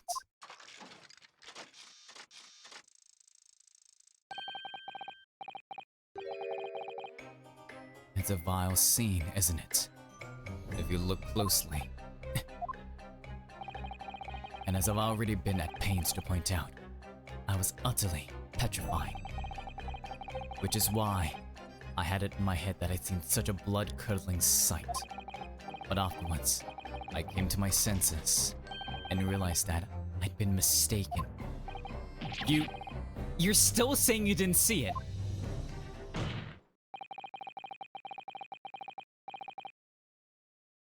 If you're stubbornly sticking to that story, witness, then amend your testimony to explain exactly how you think your eyes deceived you. Of course. Only too happy to oblige. I can't believe it. I can't believe he's still not going to concede the point. Okay. Dots. Is this where the camera comes in now?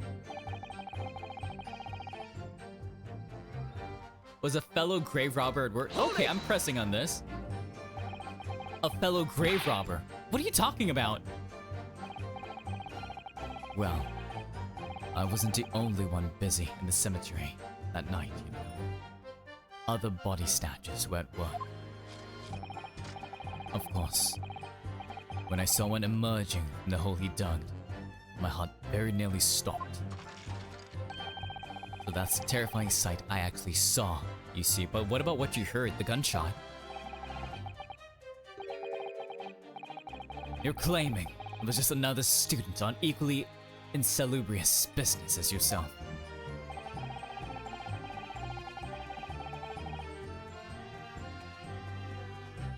Many of the medical students wear metal masks to protect themselves from bacteria during dissections. Yeah, but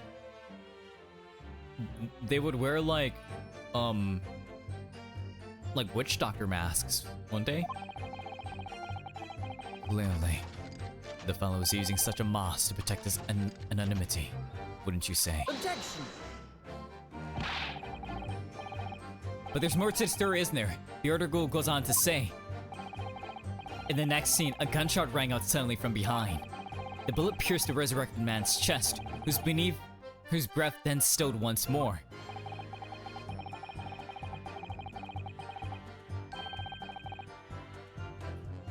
We might assume that a sexton discovered The miscreants at work, perhaps, and fired upon one of them. If a gravedigger had shot someone in a cemetery, I think it might have been rather big news, my lord. Ah, yes, well, I can only assume it was an embellishment bolted on later by the reporter. Oh, let's pursue. Excuse me. Man into spells. Don't take it out on Mr. Sholmes. Dots. Oh la la. Pardon. I was lost in my thoughts. Would it be fair to say that Mr. Drebber's last remark was significant to you in some way?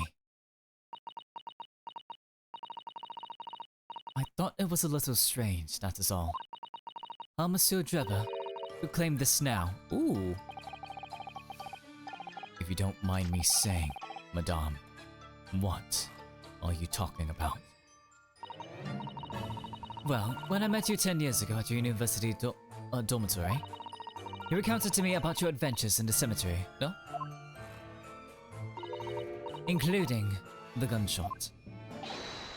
Stop. Oh, double. You might want to watch your tongue, you know. Objection!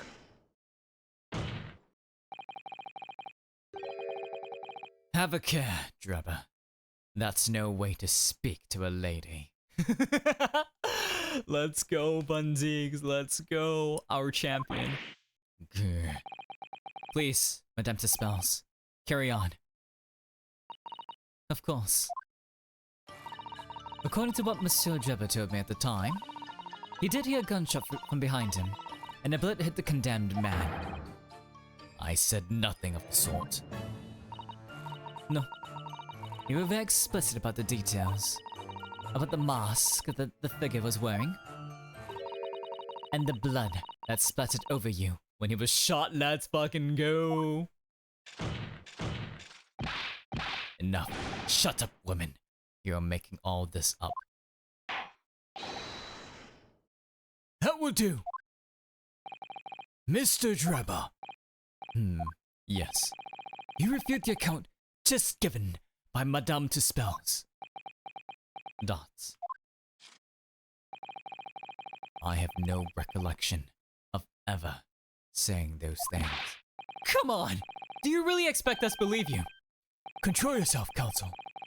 I will not permit baseless accusations in my courtroom. Von Zix really said, I can excuse racism, but I draw the line at sex. Like, literally. Right. Under the circumstances, I think it's best that you supplement your testimony with a statement to clarify your position on this witness. Very well. Dots. Bum. There's where the camera fucking comes in. That's a lie. I don't need to press on this. That's a lie. Fuck you. Objection! Fuck you. Give me back my penalties, please. Mr. Drebber, do you remember this camera? But that is the camera from that fateful night. Yes, we borrowed it from the House of Horrors. It's the camera you took with you to the cemetery that night, Mr. Drebber. Dots. And is that supposed to be significant? It is, once I pull it out. This kind of camera is rarely seen in our homeland. So my colleague and I were keen to examine it closely. We noticed that the lens extends forward on the end of some bellows. Like this. Hold it! What's that? There. Just on the bellows. It looks like a dark red stain. Oh. That's right. It's a rather conspicuous mark here on the bellows, in fact. Good lord, are you suggesting? Yes, my lord. It would appear to be a splatter of blood. Something that could be confirmed with a simple chemical test. Isn't that right, Dr. Seth?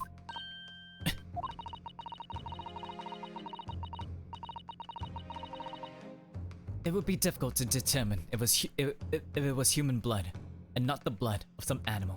Oh damn, he has a hold it voice line. Right? He's got a hold it voice line. Wait. Damn, I wish like we could hear it back. Damn it. Oh well. But yes, to test whether or not it's blood, it's all is simple enough. I propose that Madame Dispel's testimony was correct, and that on the night in question 10 years ago, you were splattered with blood from the gunshot wound. Well, and that furthermore, you really did witness the condemned professor emerging from his tomb.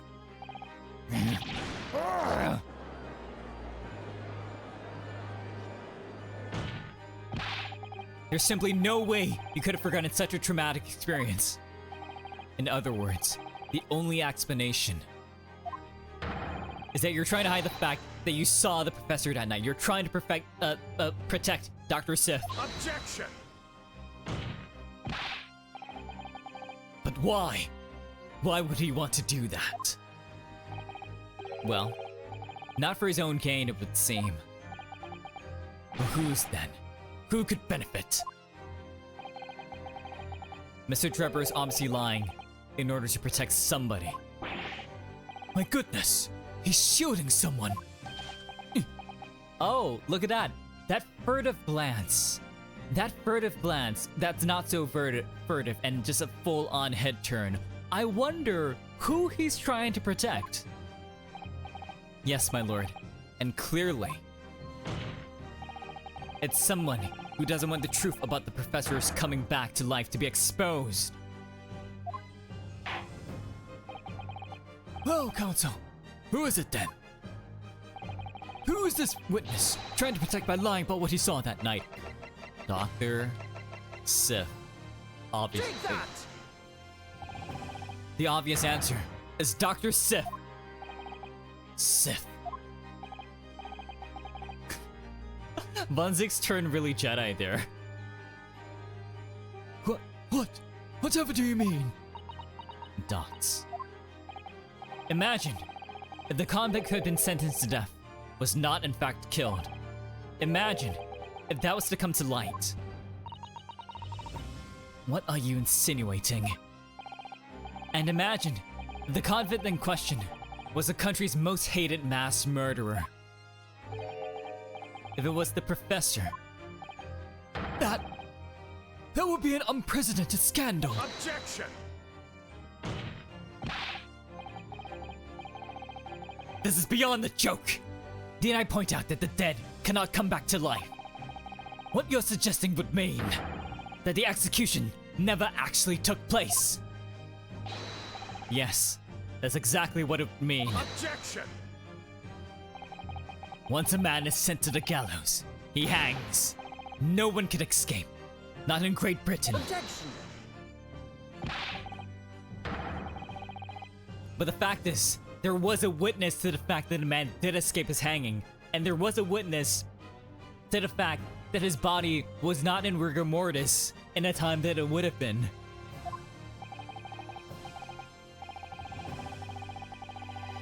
If that were really true, Counsel, the implications of misconduct would not stop at the supervising coroner.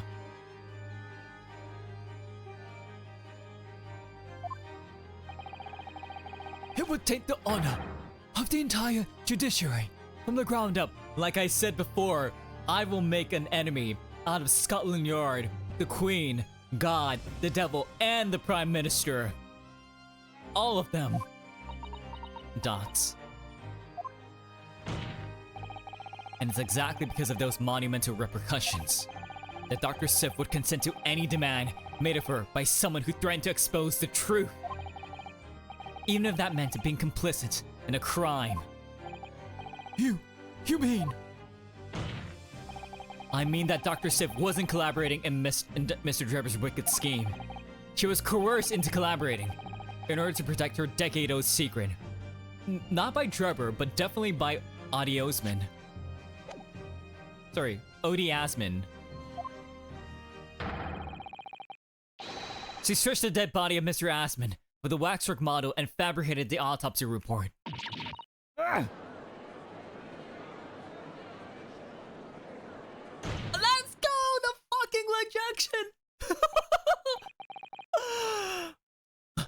Lord Von Zeeks!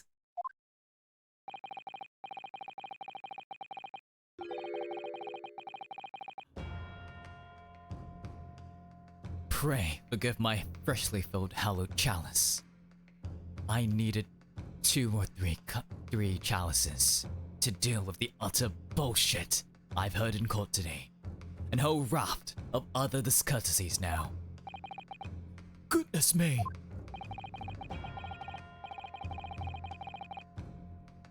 It's just the sort of tall tales Londoners would enjoy, I grant you.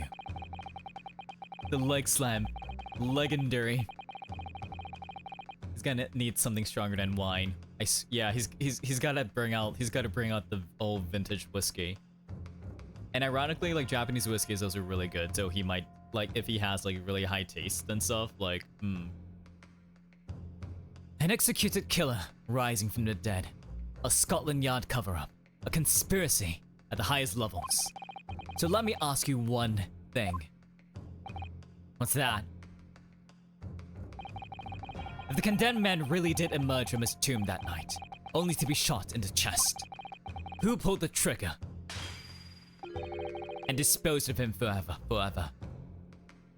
I don't know the answers to that, but the fact remains that even without knowing who did it, he did come back. Oh, well, I have no idea at the moment. Oh my god, App. We're here to keep the doctors away. Hello, Apple. Oh my gosh, Apple, hello. Thank you so much for the raid. It's been a hot minute. Let me give you a little shouty shadow. Raiders, welcome. My name is Rita Toya. You can call me Toya. I am a snow alien from the planet Rito and also the leader of the Snow Patrol, where we go around looking for not so chill vibes and make them chill again. Welcome, welcome. It's been a hot minute, Apple. How was Monster Hunter Wilds? We see him do the leg slam, but never seen him take his leg off the bench. I wonder how he does it in a way that's not awkward. I'd like to think, to continue the disrespect, the discourtesy, he slides it off. Like he doesn't bother to lift it, he just slides it. Pretty fun. Nice. We are accusing the police of crimes right now. So you came in at a really opportune time. We have too little information to work that out at present, I think. I couldn't agree more. The Old Bailey is no place for wild fantasies. Yeah. And have you considered this, my learned Nipponese friend? Considered what?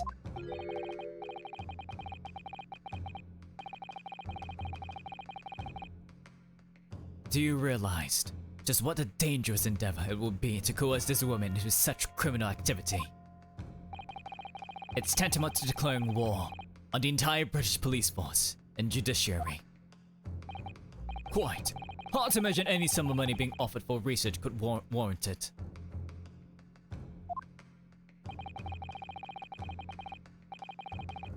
To rely on some staged deception while so much is at stake would be madness. Places like off the bench and anything that was placed on it also crashed like cat. Exactly. Neon Zeeks is real. Well, I suppose it means that the reporter knew that it was complete bullshit. Only got to the point where we don't have to do main missions, and yeah, cops do be breaking laws. Lovely. And this is no petty crime either. The victim was murdered. A man who'd already invested money into the venture and would be instrumental in future profits too. I have a... Yes, I know reason to kill Mr. Assman and all. You do! He was the one who wrote it, the article. Or are you forgetting that his death results in me receiving not a single penny? The cult is already aware of the contract between myself and the victim, no? Which has his fucking signature that you gave us, sir. Right there. There's the contract. That's very true. The motive for this case runs deep, though. I can feel it. Using threats to force the head of the forensics investigation team to cooperate is extreme. Especially for a government grant he had no guarantee of receiving in the first place. If the research grant was the aim, taking Mr. Asman's life would have made no sense anyway. Which means, Mr. Trevor's motive wasn't money at all. he was just trying to kill Mr. Asman. But why? What was his motive then? The article, dude! He ruined his life. Your time is up, my learned friend. I'd say you have one last chance before the jury lose their patience with this charade.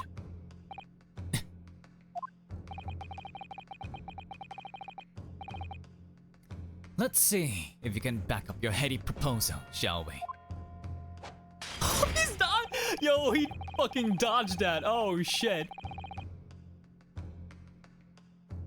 How would you explain? How do you explain why the prosecution? How do you explain why this engineer would throw all caution to the wind and threaten his own country?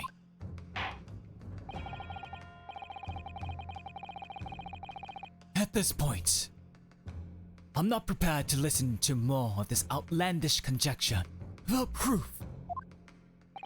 So, counsel, present your evidence. Alright, who exactly was Mr. Asman to Drebber? There's a connection here that no one's seen yet, and I'm going to have to present 2 pieces of evidence to show what it is. 2 pieces, Disciple couldn't just use it. Exactly. He trained him well. Disciple, when I move my hand in this direction, you must dodge. If you don't dodge, you have failed. The evidence that establishes a motive and explains why the witness wanted to... The newspaper article itself. Take that! It's this newspaper article, my lord. That was written 10 years ago, and every detail has been examined already. What can it possibly tell us? The camera pans away after the leg so we don't have to see him strong. Yeah.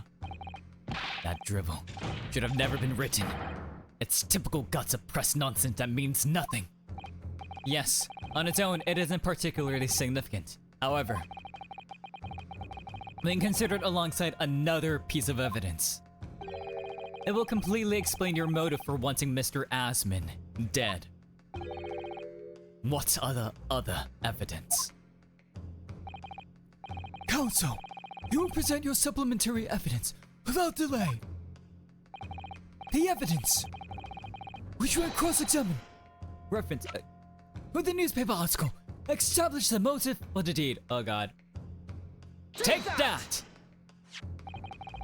Is this contract? Contract, my lord. Mr. Drebber. This is the contract you signed with Mr. Asman.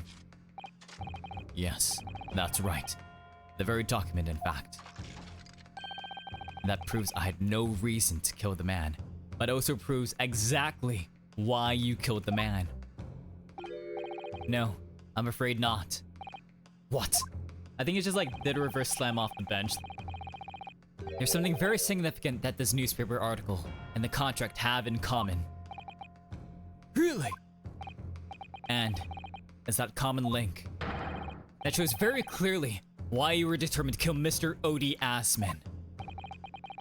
It seems the defense has uncovered something the rest of us have missed.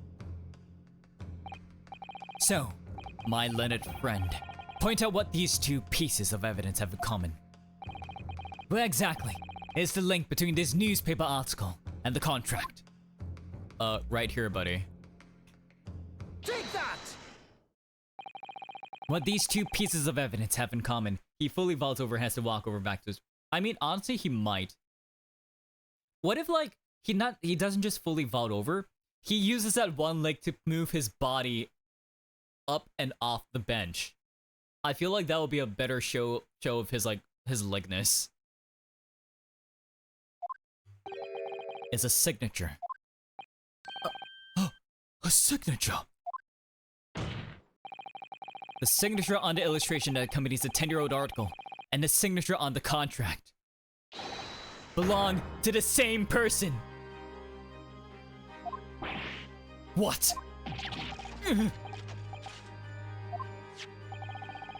As the court has heard, this illustration was drawn 10 years ago by the newspaper reporter who found Mr. Drebber and interviewed him about his ordeal. If you look closely, the reporter's signature can be seen in the bottom right corner of the drawing. Dots. And if you look at the contract here, which was signed between the witness and the victim last year, you can clearly see Mr. Asman's signature at the bottom. Let me see now. Good lord, yes, they're identical. In short, the journalist who drew the illustration and wrote the article published about Mr. Drebber 10 years ago was the victim of this case, Mr. Odie Asman. Oh no, he's on the ground! Objection!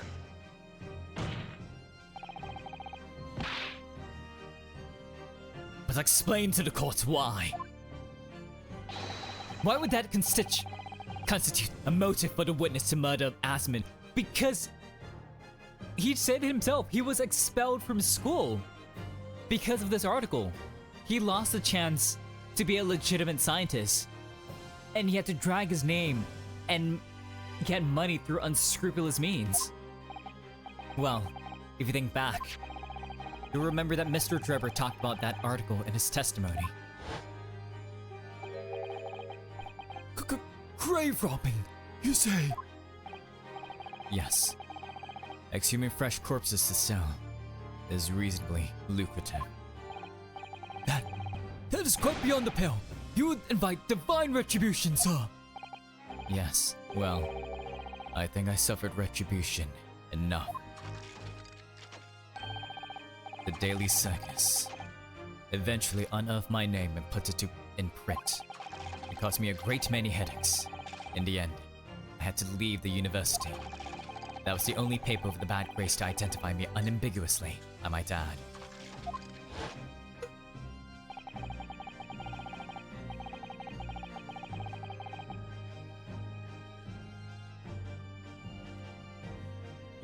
And then, I gave up on my dream of becoming a scientist. It was all because of that newspaper article.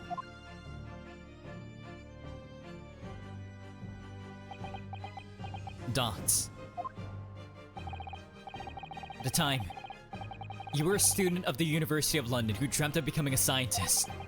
However, this single newspaper article changed your entire life. Dots. So Mr. Asman used to be a newspaper journalist, did he? He did, my lord. In fact,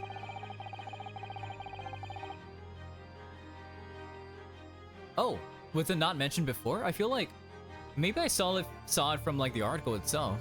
Yeah, because I saw like the signature. I was like, wait. Anyways, in fact, it's a widely held belief that Asman managed to position himself at the heart of his criminal network, thanks to the many dubious connections he made during his time as a reporter. Dots. So you had to give up on your dream and leave university. You lost everything. Eventually, you found yourself working in the field of science, but only in the shadows. And all because of that article, written by Mr. Asman. Enough! Dots.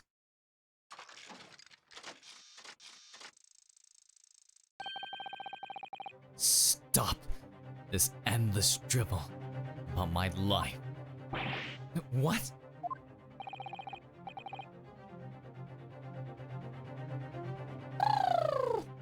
Okay. Explain yourself, Mr. Drebber. Yes, it's true. I had to leave the university as a result of that article. But it was just the straw that broke the camel's back. What do you mean? Almost every student of science in the faculty was too poor to actually conduct any research. But they struggled on with the hypothesis anyway. We all did. Only to have them taken by vultures. Sooner or later, you knew your ideas would be stolen and patented by some wretch or other, after all. Good gracious.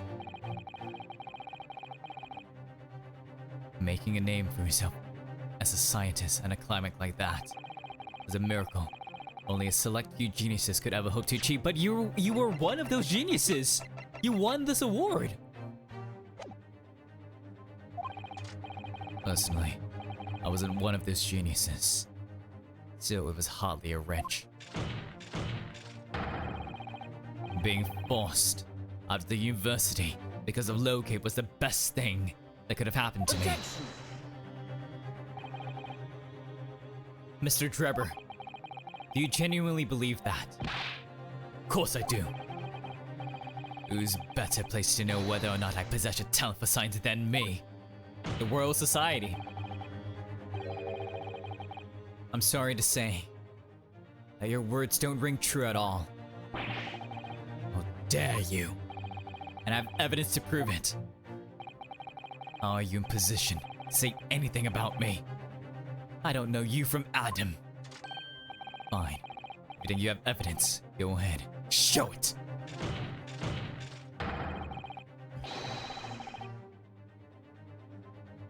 What could you possibly have to disprove? That I was happy to leave the university because I lacked talent. Take that!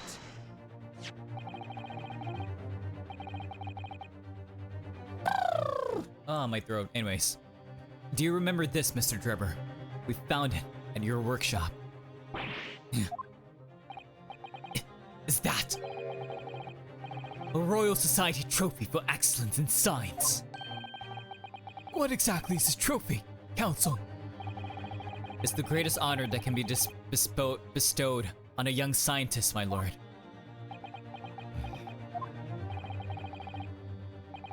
There's no higher accolade. It recognizes emerging talent and promises a bright future. Good gracious! Your prospects for the future were excellent, weren't they, Mr. Drebber? Because even then, you were a genius in your field. But you lost everything. You had no more future. Your talents would go to waste. All as a result of this one newspaper article. I don't know when you realized who Mr. Asman was. When it dawned on you that he was the same journalist who 10 years ago ruined your life.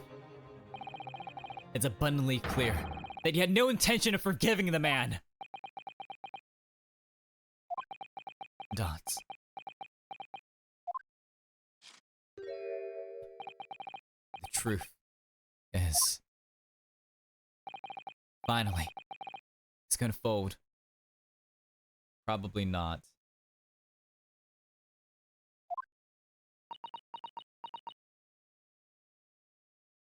Dots. Oh. Dr. Sif? Or who? It is her.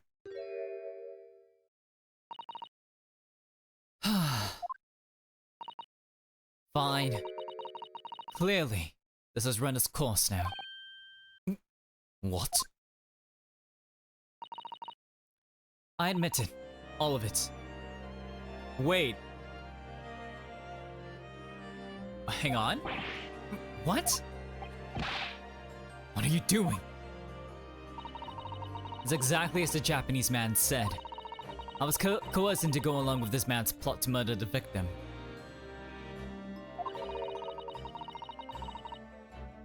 On the condition that he kept my dirty secret from 10 years ago. No. Good lord! Wait, but no, like, it would have been Asman, right? Cause like, here's the thing. We know that he died from the stab wound, right? And not from the fall. He didn't die from... Right? It wrote that the cause of death, hemorrhaging on the wound in chest that pierced the heart, inflicted by this. Right? We know that. He didn't die from the fall.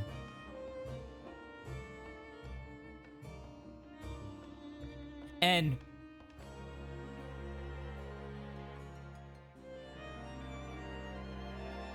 Wait. And he wouldn't have been killed in the Crystal Tower either.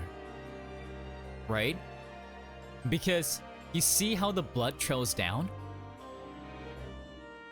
This means that he would have died facing like up, like vertically, which is exactly how he would have fell from like here to here, a vertical shaft downwards. he would have died standing up. He would have died standing up, given the way the blood is trickling, right? And the only person, and if she's the one who took him, she's the one who killed him. She was the one who made sure that he died. She was the only one at that point who could have done that. Because if she was the one who moved his body from the machine to the crystal tower, she would have been the only one who would have had the time to do that. Anyways. Dr. Sif! Do you realize what you're saying, woman?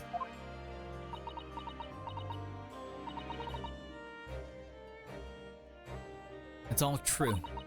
That day, when I arrived at the crystal tower and saw the birdcage, my heart nearly stopped beating. That memory from a decade ago that I'd done best to bury deep inside myself. It was the professor again, staring me in the face. And then, before I had a chance to react, I noticed something else. A letter? There was a note tucked inside the model's jacket. Dr. Sif, if we go along with my plan, I'm someone who knows the truth about what really happened that night, 10 years ago. Dot.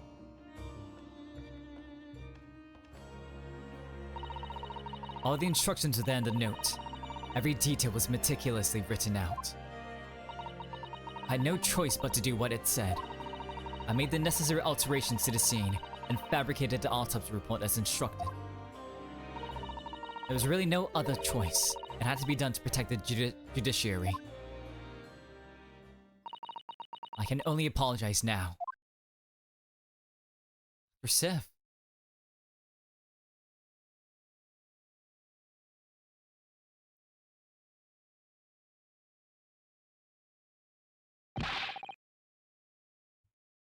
Why on earth would you buckle now?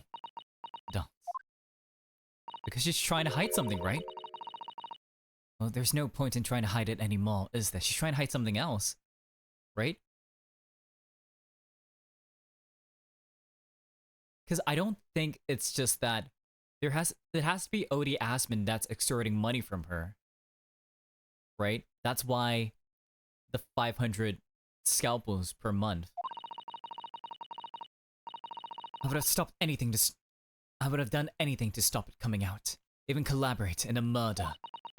But the great lie about that execution 10 years ago has been exposed. Whatever happens, I'm finished. Dots. So then, Mr. Drebber, what do you say to that? Your accomplice has admitted everything. Dots. Surely, it goes without saying. You admit your part in it too, then. I admit nothing at all. What? Dots.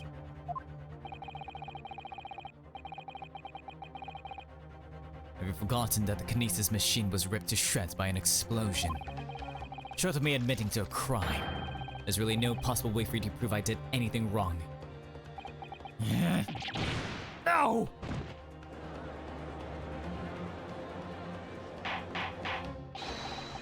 Order! Order! Order! Whatever this man says, I admit everything. He threatened to expose my secret, so I went along with his plan. And Lord Van Zieks.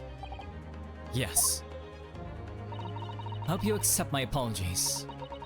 What happens next is in your hands, of course. She's smiling. Dots. I've had more than enough now.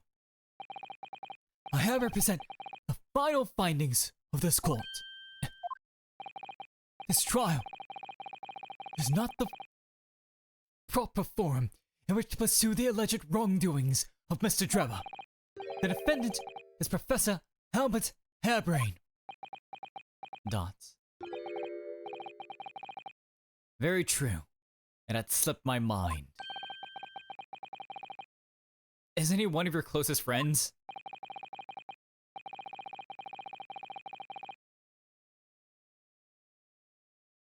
As the court has heard, Dr. Sif has admitted to the allegations brought by the defense, thereby absolving the defense of any possible guilt. Okay, we got him off scot-free, but the truth though, you mean At the present time, or maybe it'll be like another case, right? It'll be like a separate case. Like it'll be like episode whichever. at present, it is the conclusion of this court that the defendant was not involved in any wrongdoing. Does the prosecution have any objection? Dots.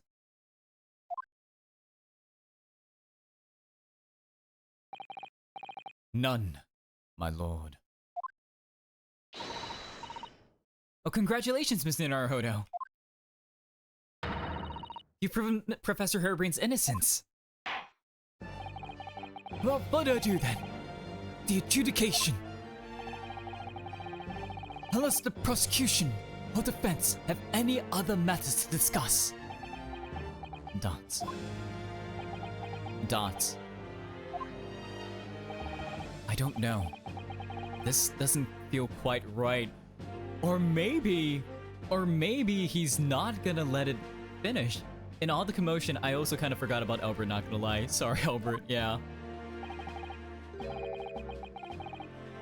Why did Dr. Sif suddenly admit to it like that? Is everything alright, Mr. Naruhodo? Like you said before, the way the trial is set to end now. The judge will certainly deliver a verdict of not guilty. But is that really what we want? What the defense should be pushing for now is further testimony from her. Okay, damn this trial, further testimony. Objection!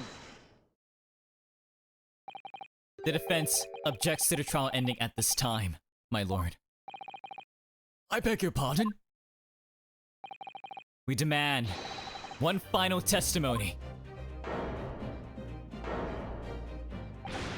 What?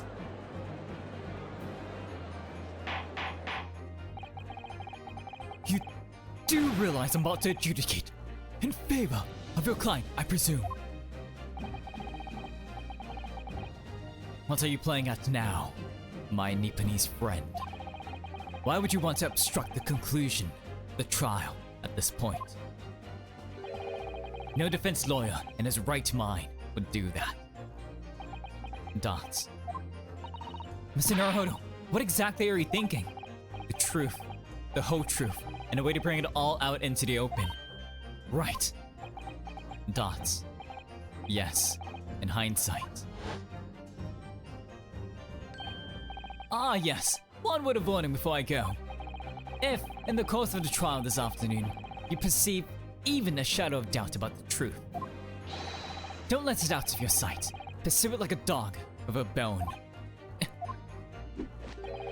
To the bitter end, you understand.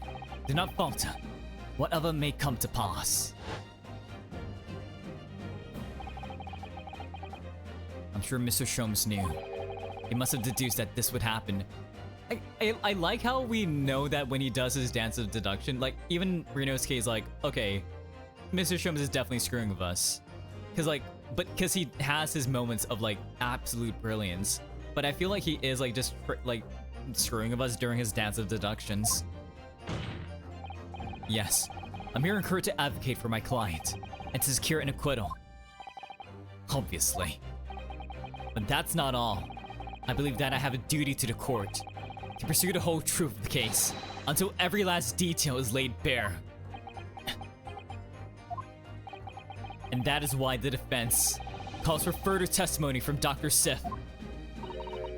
Testimony from me. About what? About your involvement. About the nature of your collaboration with Dr. Enoch Drebber. Mr. Enoch Drebber. In case it escaped your attention, I've already admitted to everything I did. The whole truth has already been revealed. So stop wasting everyone's time. As his lordship made very plain, your client will get the acquittal you wanted for him. There's simply no point protracting this business further with an added tedious cross-examination. Objection!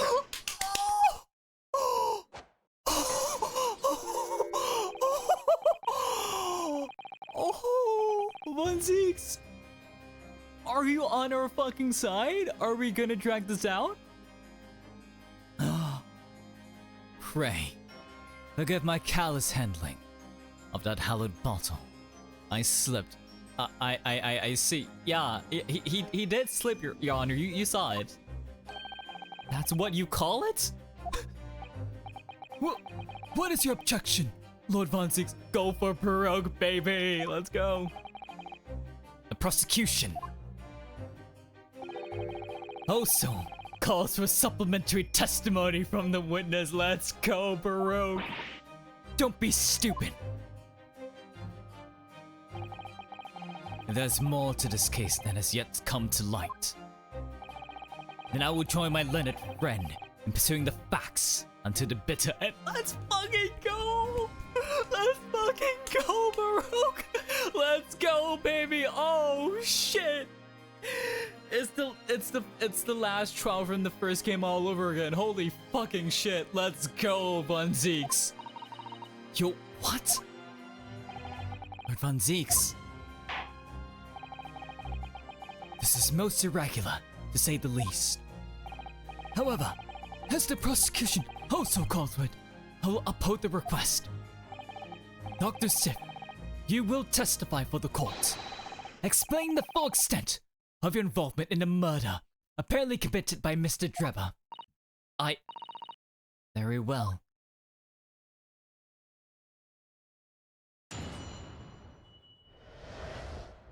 Oh my god, this fucking game, holy shit. The waxwork plot. It all began at the scene when I saw the waxwork and a note tucked inside the jacket. The actual body of the victim, as indicated in the note's instructions, was beneath the experimentation stage. The body had to be arranged in certain ways to implicate the defendant, which was my job. I enlisted the help of the entire forensic investigation team to dress the scene appropriately. All of them. The truth behind the execution 10 years ago is a state secret of the highest level. I had to protect it. We're gonna press on every single little thing. So I was right. The stage and the machine were all specially designed for the deception.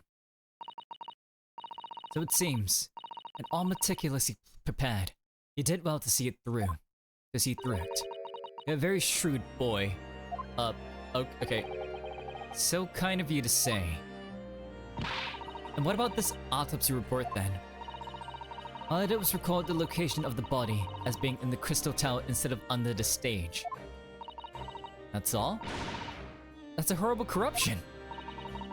Only my team were aware of the deceit, and then only under my explicit instructions. Nobody else at Scotland Yard knew anything about it, I assure you.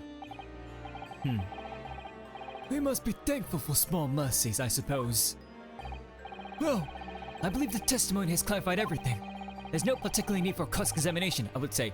Objection! No, I disagree. I can't shake the feeling that something's wrong. Just look at that expression on Dr. Sip's face, that smile. It's the defense's right to cross-examine any witness following testimony. What is it about you Japanese that makes you all so doggedly persistent? Very well.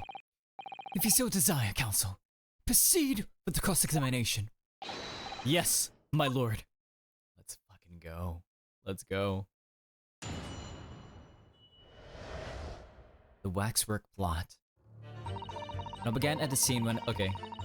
I will press on this, please. From what you described before, it sounds like the note was anonymous.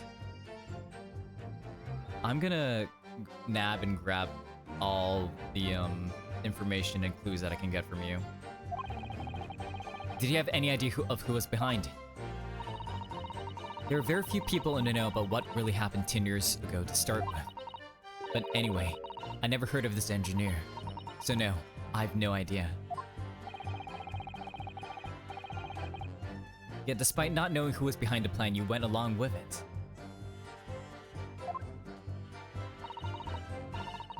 I had no choice. Protecting the professor. Secret was my only concern.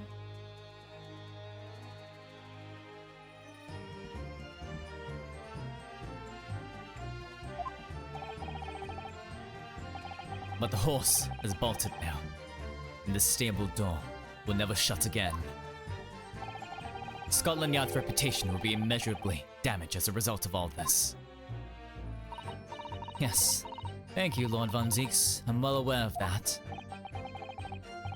So, as I understand it, what you found in the birdcage was the waxwork model. Where then was the victim's body? Dot.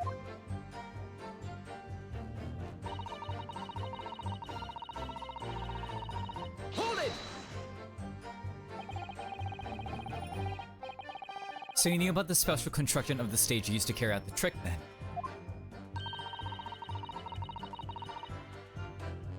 It was quite obvious what had happened with the victim and the waxwork. And you switched the two over, didn't you? In other words, you recorded the victim's body as having been discovered in the Crystal Tower and the waxwork. I wrapped it and sent it by carriage to the specified address at the specified time.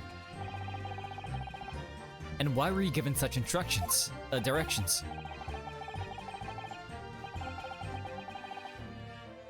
Presumably, so it could be recovered by Drebber and returned to Madame Taspel's. See. And then you put the birdcage back on the experimentation stage. Yes. Although someone obviously made a mistake about which cage should go where. I thought I'd made it perfectly clear to the team, but still. I suppose you were focused on the victim's body, that being a more important detail. Dots.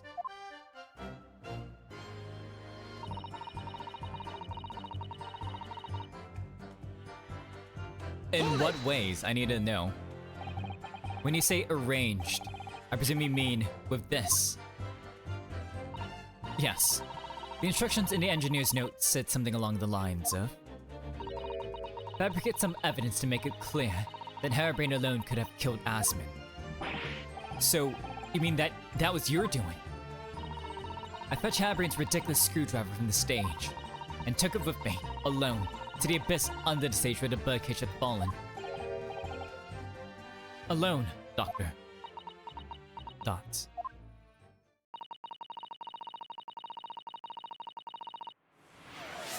I didn't feel it would be appropriate to involve anybody else in that particular part of the deception. Weeping! Man, thank you so much for the water ASMR. Everyone, let's grab our little water tracks and do a little glug glug. And thank you so much for the stretch. God. Oh, fuck. Whoa, that was a crack. Sorry.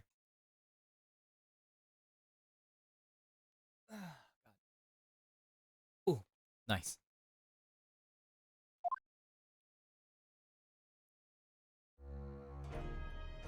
Oh, extra stuff. There was a void under the stage where I found the birdcage lying in the dirt. Oh?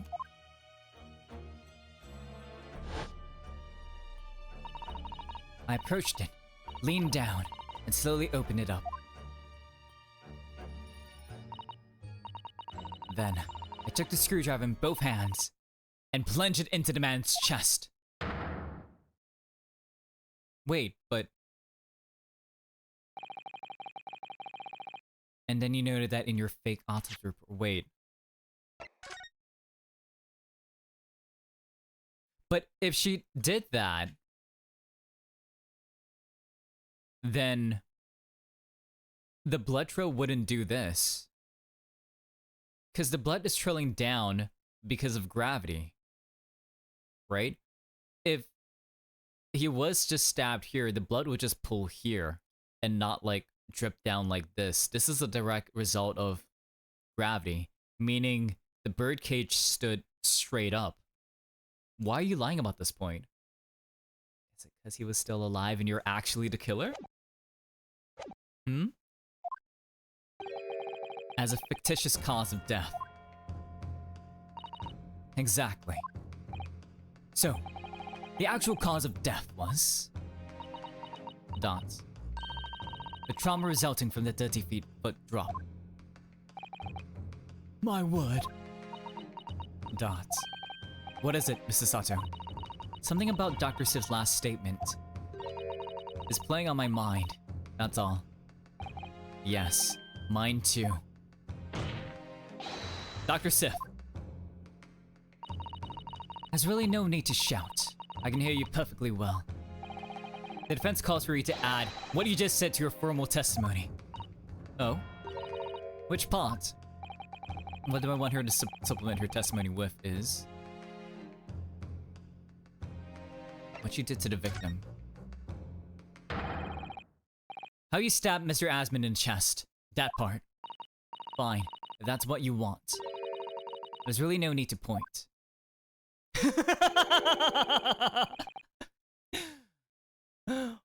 But you're pointing!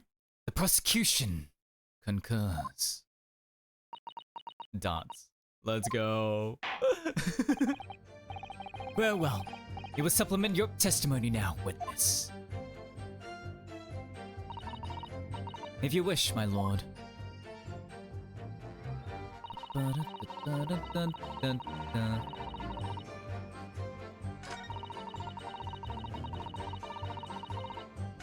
Okay, I'm gonna present everything and just get more information because I know this has to be a lie. So it was you who stabbed Mr. Asmund of this. Yes. But easier than dissection, I assure you. No precision required. What a welcome change. The victim died instantly from a snapped neck. All I did was carry out the instructions I've been given. As unflinchingly as ever, no doubt. 1/6's impeccable committing time. Right? He's so funny. I imagined you didn't bat an eye when you drove the weapon into his body.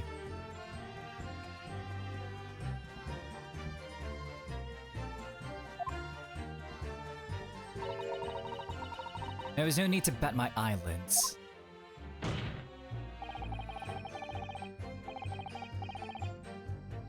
What else did you do to twist the facts? Reminder card, why don't you? Yeah, because of you, you screwed everything up. If you wish. Hold it! The entire team, in perverting the course of justice. Dots. My team consists of the very best investigators there are. I demand loyalty from all members. We operate on a code of chivalry of sorts. Except, in this case, you aid and abet a murderer, commit perjury, and dare to talk of chivalry. It was a matter of priorities. What? Nothing was more important than protecting the secret of the professor. My team did what was necessary without losing sight of the primary goal. I consider their conduct exemplary. Yeah. Don't concede the point, Mr. Naruhodo. You mustn't let her win. I need a lawyer. You are a lawyer. I'll take that silence as tacit acceptance. Now, can we move on?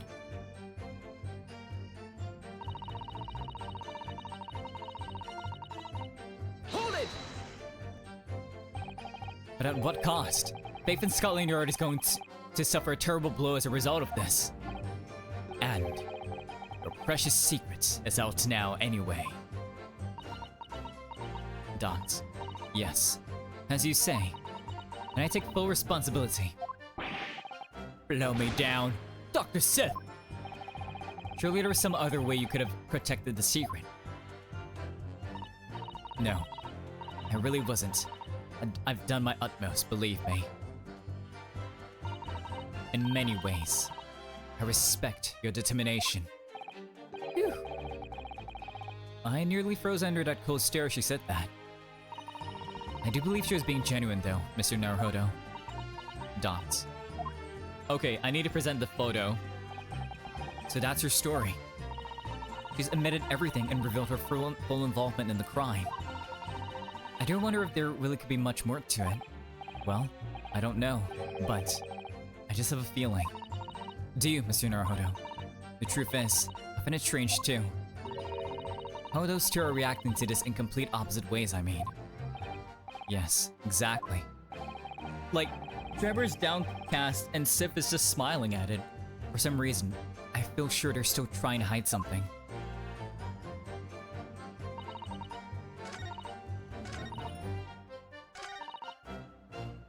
It has to be the photo.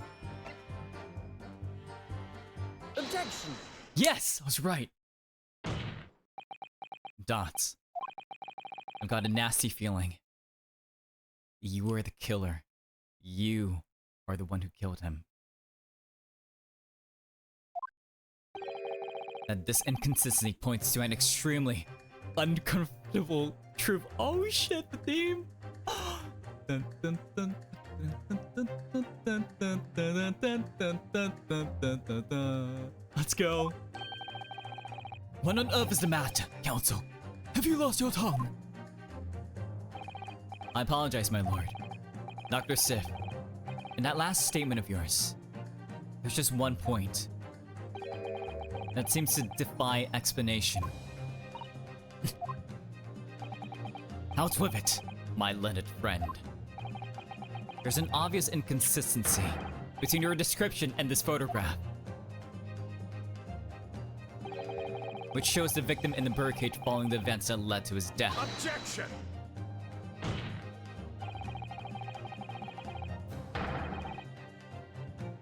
The court has already examined that photograph in depth. There's nothing new we can learn from it. You keep saying that, but I keep bringing up something new, Von Zeeks. Objection! Yes, we have already considered it. That's true. But we now know the facts to be different. What do you mean? I believe We should let the defense explain.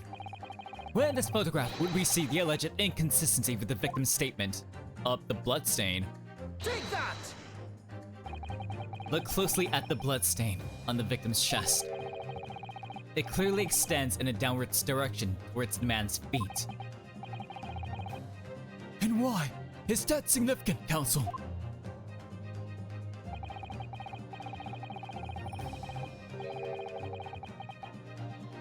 If the man was stabbed moments before the kinesis machine was set in motion, it is entirely expect, but he was not. Oh, of course, no. That's not what happened. Exactly, my lord. Dr. Sif made it very clear in her testimony just now that the point at which she stole Professor Harebrain's screwdriver and stabbed the victim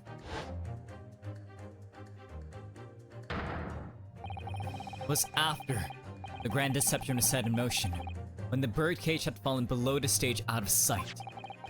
From the shape of it, it's clear that the birdcage would have fallen on its side after the 30-foot drop, and if the victim had really been stabbed whilst inside the birdcage in that position, the blood from the wound would have spread out equally in all directions.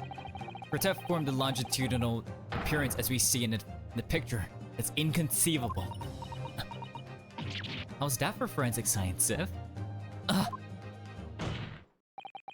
Given that the victim's blood seeped vertically downwards from the wound, it must be the case that when you stabbed Mr. Asman, he was standing up. In short, Dr. Sif, your last testimony was a total fabrication.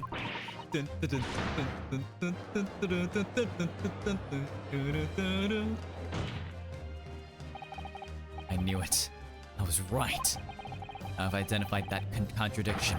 There's only one way to explain the facts. We've all been under great misapprehension here. What? What sort of misapprehension? Dots. Dr. Sif.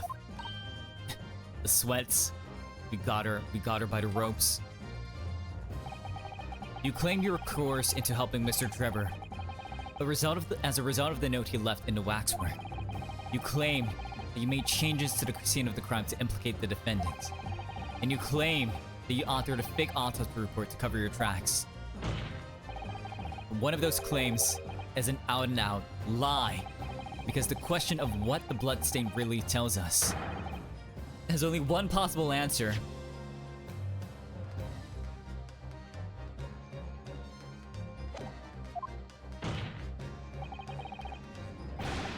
If that is the case, what is it, man? Council, you've clearly struck upon a revelation. Now tell the court what it is.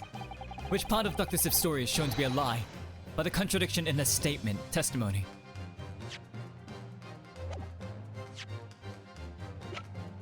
Let's see, the autopsy report. This is not a lie. He was stabbed and killed by the heart, in the heart.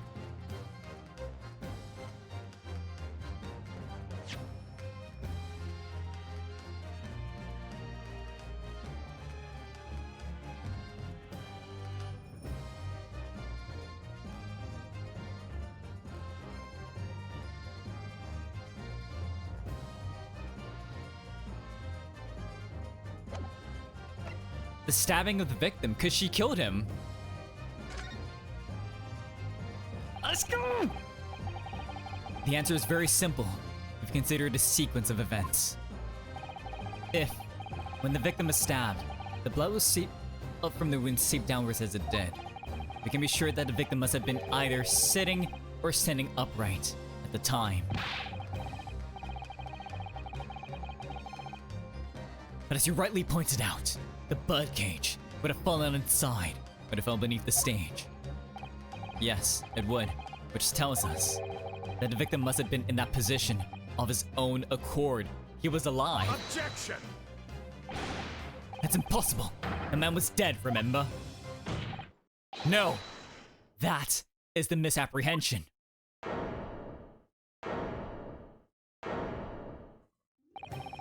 When the birdcage fell from the stage into the void below, it must have hit the ground with considerable force.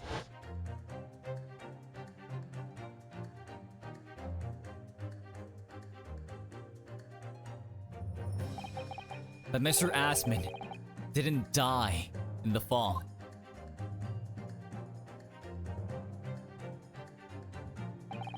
He probably lost consciousness for a while, but when he came round, he got to his feet to climb out of the cage. Just as Dr. Sif appeared. Dots, you killed him. If the victim was in fact alive at that point in time, it changes everything.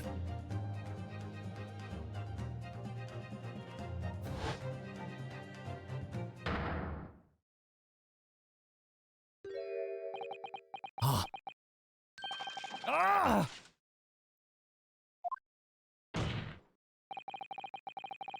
Mr. Odie Asman's killer wasn't the defendant, Professor Albert Harebrain. It wasn't Mr. Enoch Drebber either. Nor was it the mastermind behind the stage trickery, Mr. Enoch Drebber. It was you, Dr. Courtney Sif. Ah!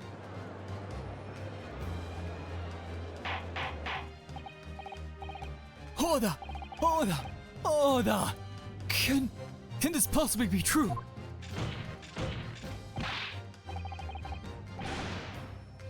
Oh, the look. Have you been taking me for a fool? It was you, was it? You killed him. He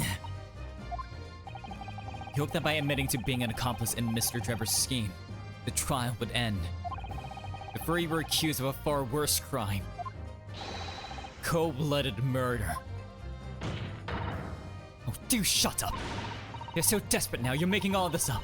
As if I would do something like that. Objection! Susato! I assure you, the defense is not desperate, Doctor. Mr. Naruhodo has established its facts using evidence and logic alone. Logic. Don't make me laugh. Sadly, your logic has a gaping hole in it. What? What do you mean? I'd have thought it was obvious. A motive, boy. You're lacking a motive. He was the one that was blackmailing you. He blackmailed you.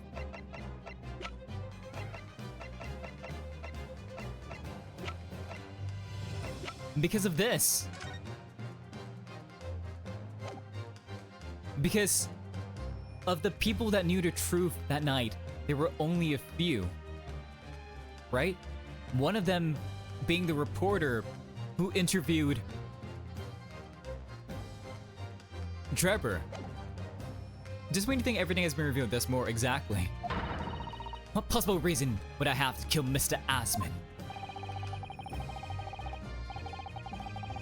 Asman was involved in any number of criminal activities, from coercion to theft to murder. But there's no known connection to Dr. Sif there. I'm rather relieved to say, it does seem somewhat far-fetched. True, there's no obvious motive, but there's still something in the back of my mind. I feel sure I've seen something, somewhere, that hints at why the coroner might have done this to 500 scalpels, perhaps? Yes, I might have tampered with the crime scene and concocted a fake report. But murdering someone for no reason is a very different story. Objection. Dots. No. When you question what possible reason you could have for wanting to kill Mr. Asman, something did come to mind. What? What was it, Counsel? Enlighten the court at once.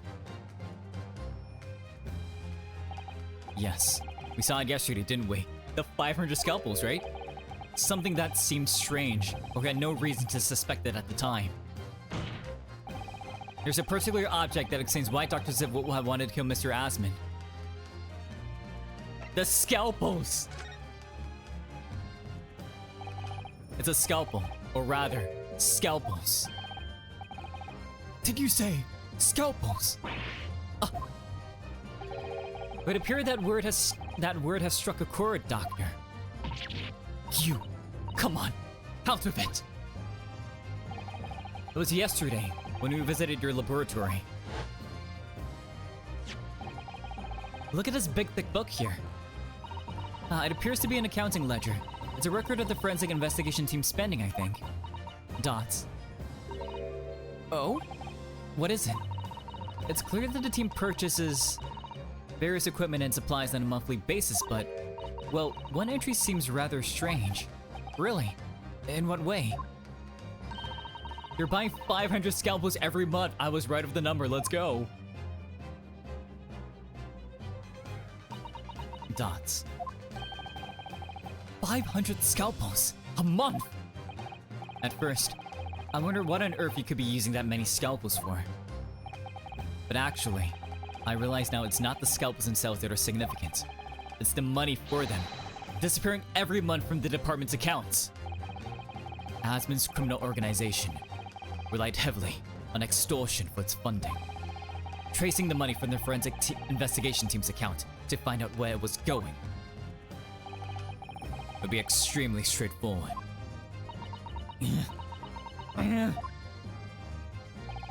10 years ago, when Mr. Asman is still a journalist and wrote this article about Mr. Drebber, he may well have stumbled upon information as he was researching the story. Information relating to Dr. Siv's darkest secret that he would use to rake money from her for the next decade. A darkest secret? Good lord, you mean? I don't know what happened on the night of that execution 10 years ago, but clearly the opportunity to rid yourself of that menace was too tempting to pass up.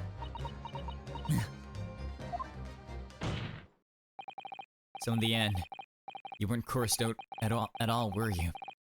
You did it entirely of your own free will. You stabbed Mr. Asman in the heart with all your might to silence the blackmailer who knew your dark secret forever.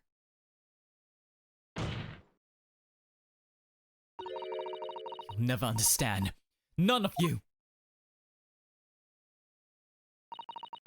Oh, the bag. Yo, what the heck? What we've had to keep covered up all these long years.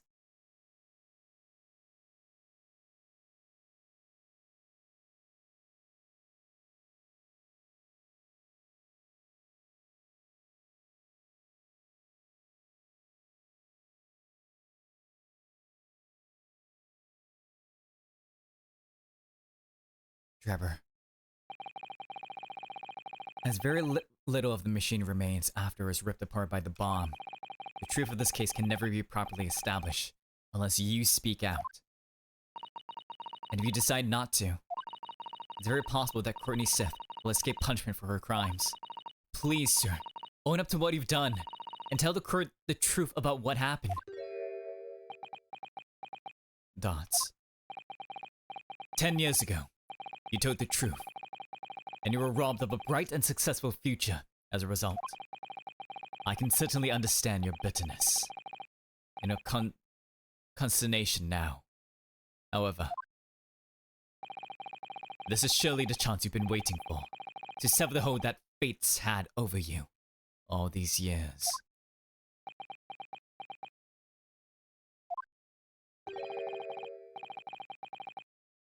Super high voltage instantaneous kinesis. I mean, really. Dots. It's the adult-brained mock scientists that are the worst, you know. They don't recognize the fact that they don't have talent. They can't even get that right. And so they end up chasing impossible dreams, having unbridled faith in their abilities. They go on and on about their wonderful hypothesis, a stupid eye shining like a little child. They make me sick. I can abide their foolishness. Careful, Mr. Drebber. Dot.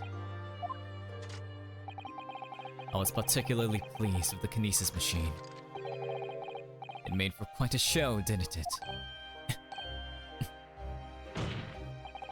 So you admit it. You admit that it was nothing more than a sham made for the purpose of killing the victim. Yes, I admit it.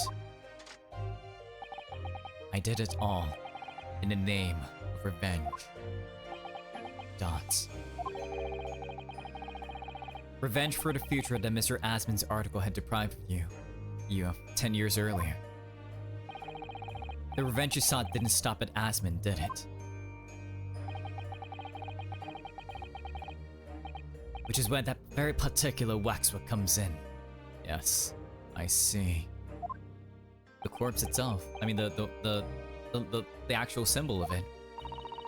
The damn convict that you saw rising from the grave in Lowgate Cemetery 10 years ago. If your account of those events was all true, then obviously, Scotland Yard couldn't afford to acknowledge what had happened. Even if it meant discrediting a bright young man and crushing any future careers he might have had. So your plan required that you abduct that particular waxwork model in order to exact your revenge on Scotland Yard as well. Or on Dr. Sif, to be precise. Thoughts?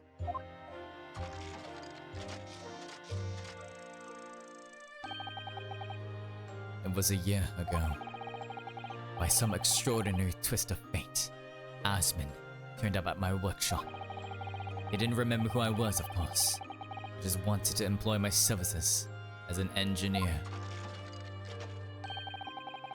And he happened to have a paper with him. An article on the front page caught my eye. About the coroner, who handled that bogus autopsy, being appointed head of a new forensic team. And it lent that news. My cognitive processes started to devise the plan. What a horrid tale. He robbed me of my future. I wanted to use the man's oh wows against him for revenge. And have that rotten Scotland Yard eating out of my hand at the same time. I wanted them all to suffer the same humiliation I had to suffer.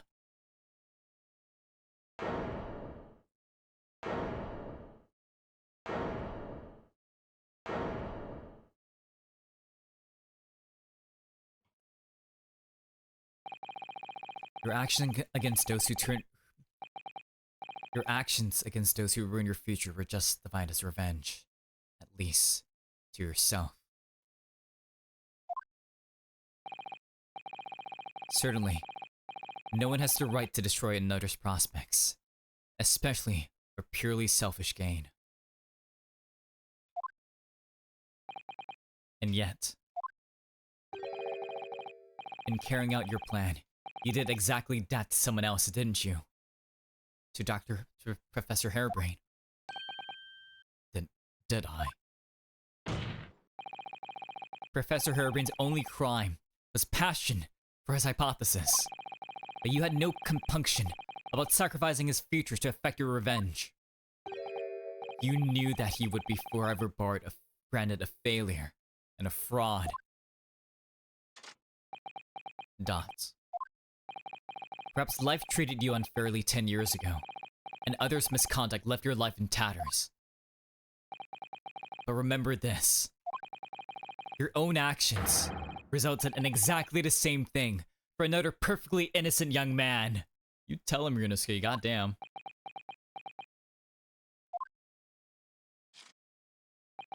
I.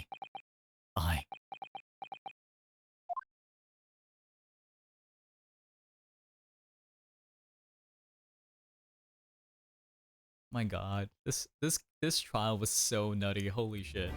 I love this. For 1-6, what have doctors said? An immediate warrant for her arrest has been granted, and she's been remanded in custody, my lord. I presume she will face trial in the coming days, along with Mr. Dreba. Dots. A most regrettable situation indeed. She's made great contributions to her profession over the years. It really is a hard truth to swallow. However, that is a topic for some future occasion. For now, Professor Harebrain. Oh, yes. It seems there was a great deal more to experiment than you realize. I would say that, man, goddamn. However, I think we can assume now that all the sordid details have been brought to light. This has been a very long and profound trial, but I'm pleased to say you are absolved of all guilt. Dots. This whole experience has taught me a very great but painful lesson.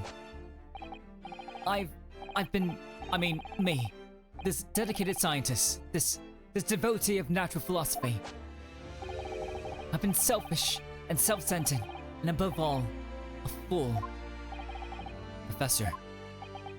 Dots. I've spent my life thinking of nothing but my research. Misguidedly believing that I could do whatever I set my mind to, despite my lack of talent. And the worst of it is, in the process, I've caused others pain and misery. Others who are far, far greater people than I. No, Professor. That's not true. Baroque! Don't tar yourself with the same brush as Dreba. What happened was his doing, and his alone. His outcome is his fate, not yours. You're not to blame in any way. But von Zeeks, and the derision with which you referred to you earlier, calling you a fool, talentless even. Baroque! Baroque! The man has no idea. Baroque! I'm like tearing up, what the fuck? Oh my god. Oh my god. Oh my god. Oh my god, Von Zeeks.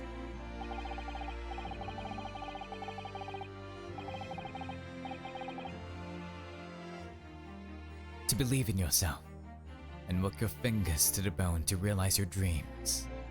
That's laudable, not laughable.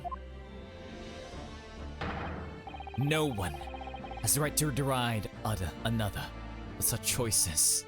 Oh my god. Baroque. Oh. Thank you, Baroque. So, ladies and gentlemen of the jury. Yes, my lord.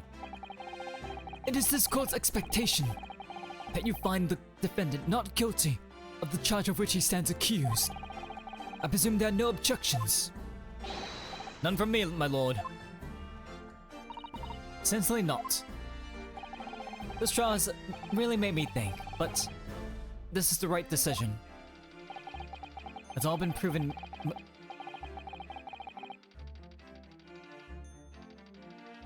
methodically and rigorously. I have no misgivings whatsoever. What's that? He's done, is he? It's all over. I don't know what's become of Leon these days. I don't recognize the place. Very well. In that case, I hereby pronounce the defendant Not guilty. Let's go.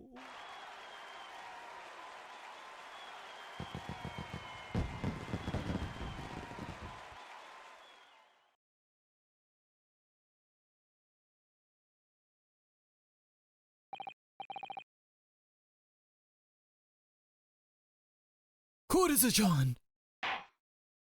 Oh god, there we go. It's over. That was some trial.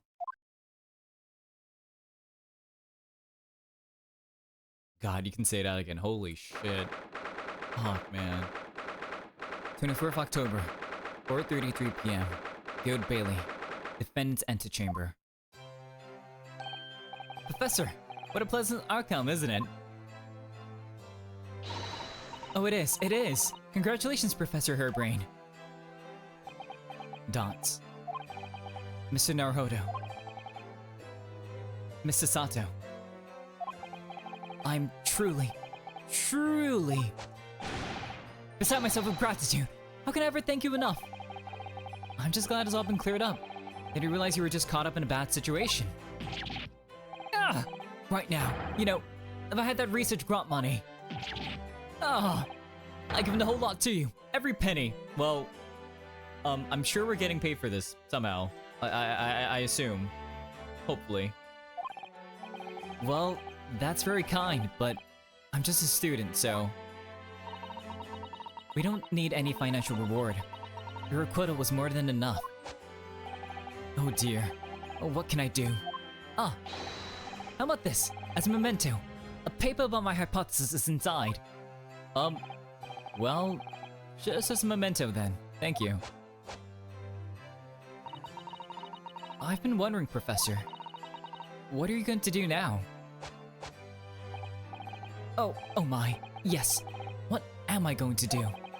My hypothesis that my great machine lie in ruins. But still, it's been too long since I was lost in London, so perhaps I'll enjoy some sightseeing. I must explore the great exhibition whilst I'm here too, and see if new inspiration hits me. Yeah, you should do that. Oh yes, that's a wonderful idea. This has to be Baroque, right? I can't allow that. Oh, it's him! Look at those fucking biceps. Lord Von Zieks, what are you doing in here? Baroque! I'm sorry you had to go through that, Albert. Well, if I'm honest, it was terrifying. Felt like a great demon behind your bench there, snarling down on your why are you- what the fuck? Ow, Hairbrain, why are you reacting like this? Sir, what the fuck kind of reaction is this? Jesus Christ. Sir. Good sir.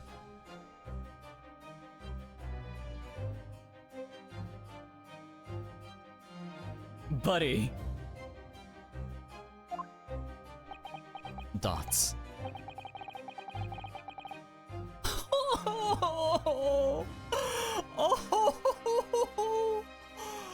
Oh, he just outright and said it. Oh, what? Oh my god. You're one of the few true friends I have. I couldn't leave it to anybody else to handle the prosecution or the defense. Sorry? We're the defense? Did I? Wait. I couldn't leave it to anybody else to handle the process. Wait, so he acknowledges us, right? Rogue so soon. I always knew that he had my best interests at heart. Don't worry. How about you show me around while I'm here in town? It's been a long time since we left university. We have a lot to catch up on. Dots. Listen, Albert. In a few days, Yokoto will be made official. When that happens, you must head straight to Dover. I'll accompany you. Oh! Is it because he's afraid of the curse? It's a date. No, I think he's trying to get him back to Germany because he's afraid of the curse. Because that's why he was asking about... When we visited his office, he was asking about Soseki. Because Soseki's still alive. So he thinks that if the person has left the country, then they wouldn't be influenced by the curse. Hence why he doesn't want him to stay here. What? From there, you'll cross the channel and make your way back to Germany. I've already purchased the ticket. You already bought him tickets? Goddamn, you bought him like first class tickets and stuff too? But no! Hold on a minute, Baroque! What about the Great Exhibition? This is the chance of a lifetime for me! I want to take a look around. No. No sightseeing, Albert. Give up on the idea. Sometimes it's hard to see any warmth in those eyes, Baroque. Lord Von Zeeks. What's all this about? Unnecessary precaution. Yes, I think I understand. You do? Well, Iris told me that when you met Lord Von Zeeks at his office some days ago, he asked how Mr. Natsume was doing. Yes, that's right. I remember her being surprised at the time, and think it was nice of him to ask. The point is, Mr. Natsume is still alive and well, even though it's been more than 6 months now since he stood trial with the Reaper as the prosecutor. You mean the Reaper's influence doesn't stretch overseas? Those in the Reaper's sights meet their ends days or sometimes months after their acquittal. That's been a pattern up till now. But of course, we know that both Mr. Natsume and Gina were completely innocent. Dots. True. You admit it. True. And perhaps that governs the Reaper's actions. The truly innocent are spared. But I don't want to take any chances of a close personal friend. Baroque Von Zeeks! But... Baroque! Like the mustached Nipponese, this man should leave the country without delay. That's why I'm packing him off to Germany at once.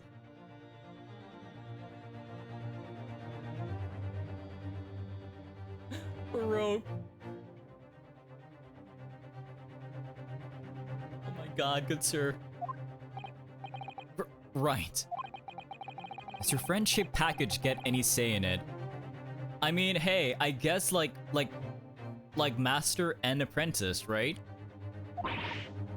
Goodness. Was this your intention all along then, Lord Von Zeeks? Dots.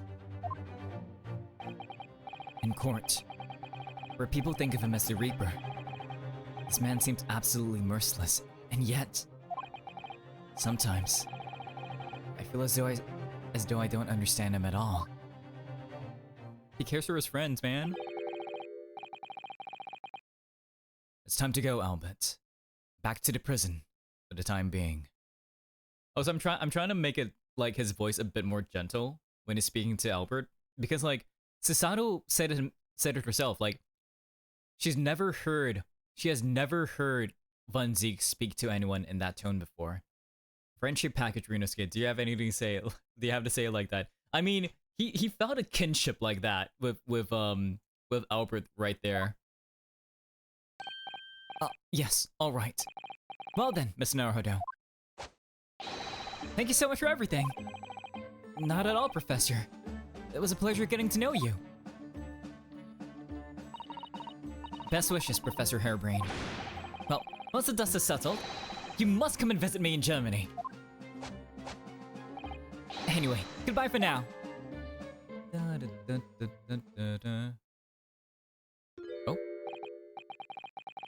Wait, I thought you were gonna go with him. Okay. Now, my Nipponese friend. Oh, yes. I thought you'd gone too. We have matters to discuss. Can you spare me some time? You want to talk with me? Are you sure? I'll be waiting in the courtroom in 10 minutes. It's a date, yeah. Well, that was strange. For some reason, I didn't get that sense of impending doom as you walked away this time. Wait, is the waxwork still in the... Oh, wait a minute. Is he about to... The enigma for Rogue Von Zeeks. What does he want to discuss, I wonder? The answer awaits in the courtroom, I suppose. Here goes then.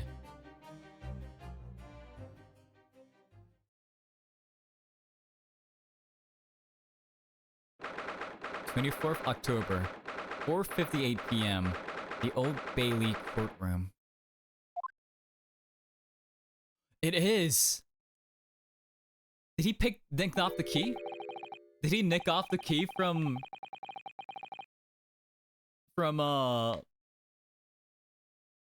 Dispels? So, are you satisfied? You save a guileless scientist from a great injustice. Yes, I think so. I'm relieved at least that a man's innocence could be proven. Dots. Anyway, I imagine you've been wondering where my animosity towards you Nipponese comes from. Oh shit, are we about to figure out why he's so racist? Wait. And he's just openly admitting it. Like, he's just like, you must be wondering why I'm so racist. Slap. Oh jeez.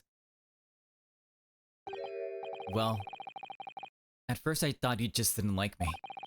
I imagine you saw me as a pretentious child from an unimportant land who had no business being here. But now, I think differently. You don't just hate me, you hate all Japanese people. Dots. You clearly know our ways. So I would guess that some specific incident led to your thorough dislike of my race. He knows he's being racist, yeah. Will you tell me what happened, please? Dots. The professor. I thought I'd never hear that name in this courtroom again, to be honest. He took your brother's life. Clint. My brother was Clint Von Zeeks. 16 years ago, and I was still just in my teens. He was already the director of prosecutions and a key member of the judiciary. Goddamn, alright. I looked up to him. It was everything I aspired to be. Wait, hang on. He's 33. So when he was 17, okay.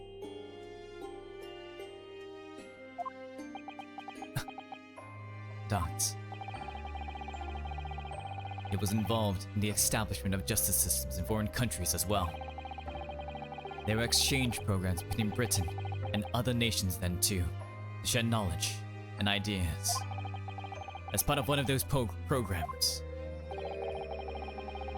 3 judicial students came to Britain from your homeland, the Empire of Japan. Oh. Chigoku? And Sasato's father, Mikotoba. If it was 16 years ago, then one of them could have been my father. Of course. I remember Dr. Mikotoba well. You know him? I had no idea. I was a minor at the time, training at the prosecutor's office. One day, Clint introduced me to the 3 visiting Nipponese. So, you've actually met my father. He and his colleagues were polite and amicable. They were adept at their work and exacting in their standards. So, for all intents and purposes, you had a very good first impression of them. It was my first encounter with the Nipponi spirit, and it made a very great impression upon me. Sir?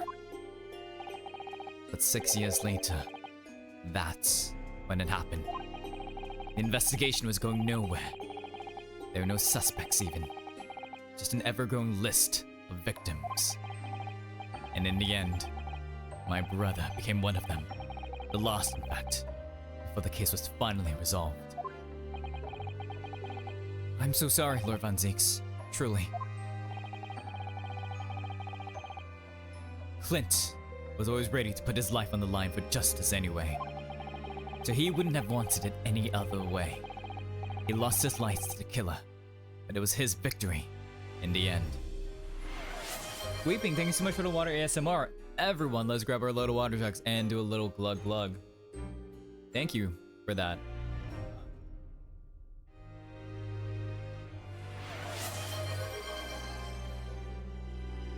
And thank you so much for the stretch. Oh, frick.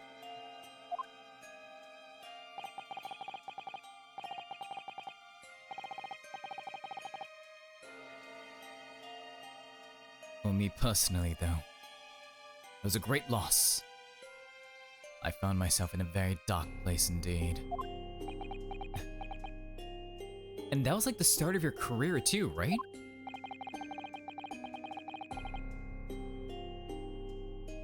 When I finally found out the killer's identity, the reason why no one had been able to catch the man sooner ceased to be such a mystery.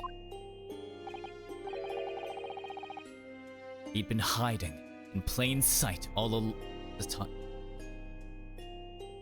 Wait. Was it one of the students? One of the exchange students from Japan? That's why you hate all Japanese people? In plain sight.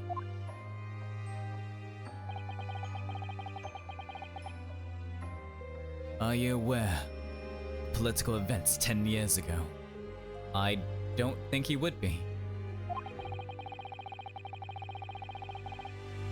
It was a period of extremely sensitive diplomacy between the British and Japanese empires. A new treaty was being forged, I think. Correct. The Anglo-Japanese Treaty of Friendship and Navigation was being concluded. The leaders of both countries were deep in extensive political discussions. Which is why this particular killer's appearance in court was conducted as a closed trial. If the British public had known the identity of the killer, not only would the treaty have been in jeopardy, but our two nations could very well have ended up at war because he was Japanese? What? A war between Britain and Japan? But that would mean... Oh my. You mean to say the professor was...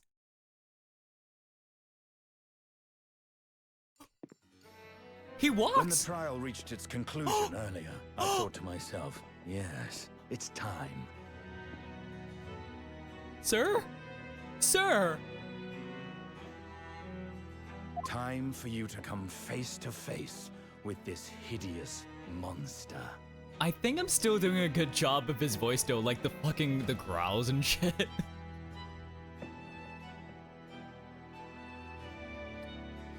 God damn, fuck me. Alright.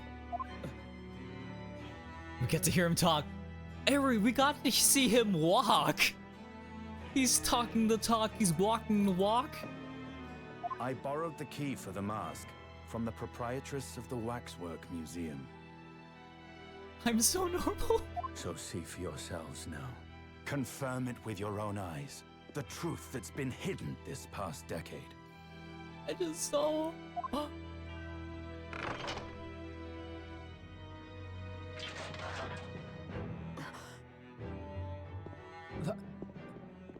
That's the professor? Yes, it's him. Until now, the thought never even crossed my mind. My god. That the mass murderer, whose crimes shook Britain as never before. He is Japanese. Was Japanese. Wait a minute. Wait, That face. who is it? I feel as though I've seen it somewhere. It's strangely familiar. Wait, who is it, Sasato? Kazuma? That is him! His first voice.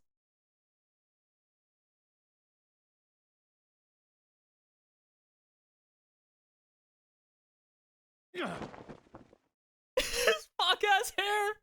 His fuck ass hair! Father. It's his fuck ass hair! It's him! It's fucking him! What? Father? Show me your true form!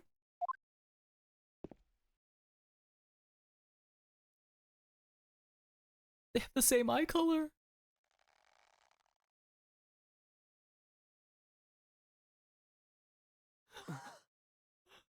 Kazuma! We knew it! The Sei should win! My best friend, Kazuma Asogi. Oh god! After a whole year, finally his memories returned. It's him! His hair is longer! As he stood there before me.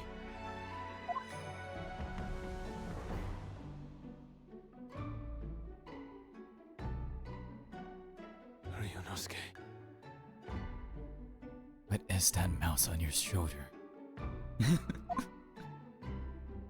Oh my god!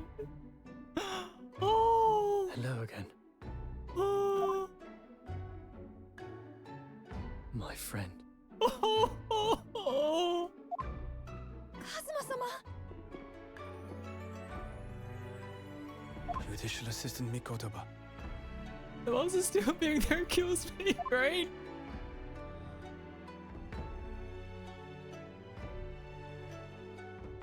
It's been a very long road. Thank you. Thank you for guiding my friend here when I could not. Oh my god, it's you! You're alive!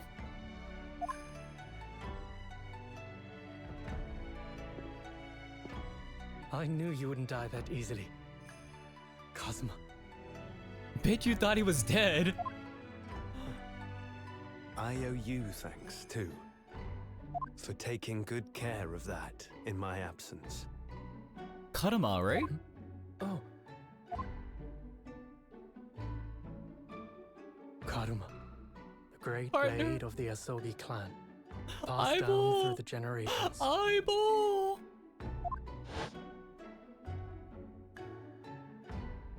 When we left Japan, this sword was at my friend's side. A Japanese man's katana is his soul, and he couldn't be parted from it. Are we giving it back? But then, when the incident happened, it was Susato-san's wish that I inherit the sword. It's kind of messed up that like we're flashbacking with like the And elephants I've kept it anyways. with me ever since, along with my memories of the friendship we shared. Okay. Okay. Ah.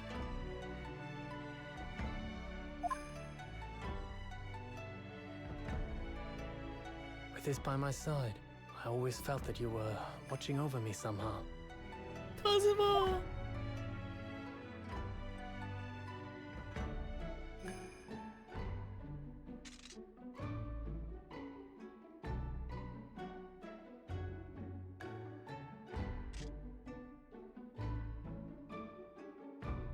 Oh? What are you doing? What are you doing, Kazuma? I've made it. At last. Wait. Father. Your true mission. Right? You mentioned your true mission. Are you saying... Surely not. You mean, you knew all this time? That's your dad? I'm looking at it. But I still can't believe it. This mass murderer is Kazuma's father.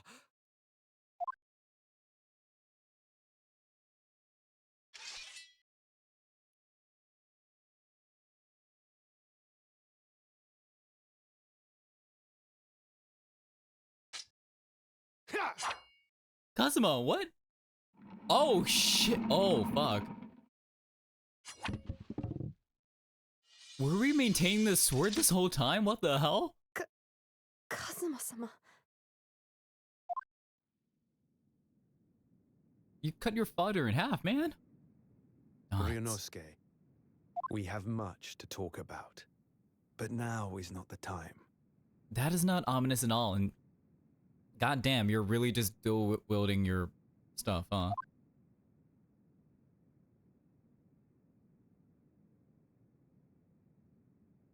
I'll be seeing you. You're not coming with us?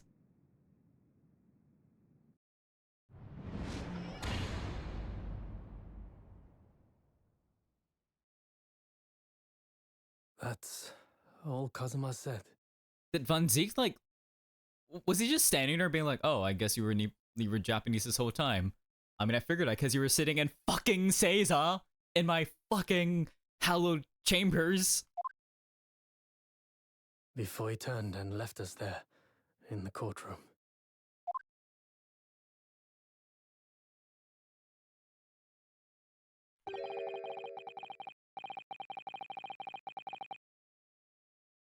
You were just, bitch was just standing here and watching that shit the whole time? Okay, alright. So, he's the living after image of the man who took my brother's life, is he? Yes, Kazuma Asogi, my best friend. 3 months ago, when Lord Strongheart introduced us, I had an inkling there was some connection there. There was something there. Some connection. Why did Lord Strongheart do that? Do that? Why did he make Kazuma Lord Van Ziek's apprentice? And when he was suffering amnesia too? I mean, like, he clearly knew who Kazuma was, right? Probably? The man was apprehended. Even executed. But his legacy just won't die. That's the sad truth. Anyway, that's all I had to say. I thank you for meeting me as I asked. Oh, thanks, man. You're welcome. Oh, shit. Disappears. Okay.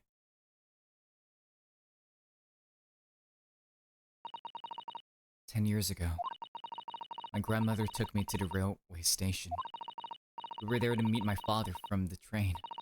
For me, it was the first time I'd ever seen him. Yeah, he basically left after you were born. For Susato-san. All this is tied up with painful memories for her too. She's never talked about this with me before, though. It took time to adjust to having father around. But just when I was starting to get used to it, he called me into his study one day. He told me that a great friend of his passed away in London. Another friend had left behind a son, a boy, 7 years my senior. Father told me the boy had made a promise to his late father, so he was studying to become a defense lawyer. I wanted to help, so I studied to become a qualified judicial assistant. But, as I'm sure you've worked out, that young man's name was Kazuma Asogi. The Spurs after, right? He just vampired his way out of there. So you see, that's how he and I met. For 10 years. For a brief moment, my great friend had returned, only to disappear again all too soon. But in that fleeting encounter, something stirred. Something that had been dormant for a long time. Oops. You're... Huh? Ryunosuke, why are you saying it like that? As if great wheels had been set in motion. Okay. I could almost hear them creaking into life. Hmm. In some ways, it was the end of a chapter, but in many, it was the start of a new one. Let's go.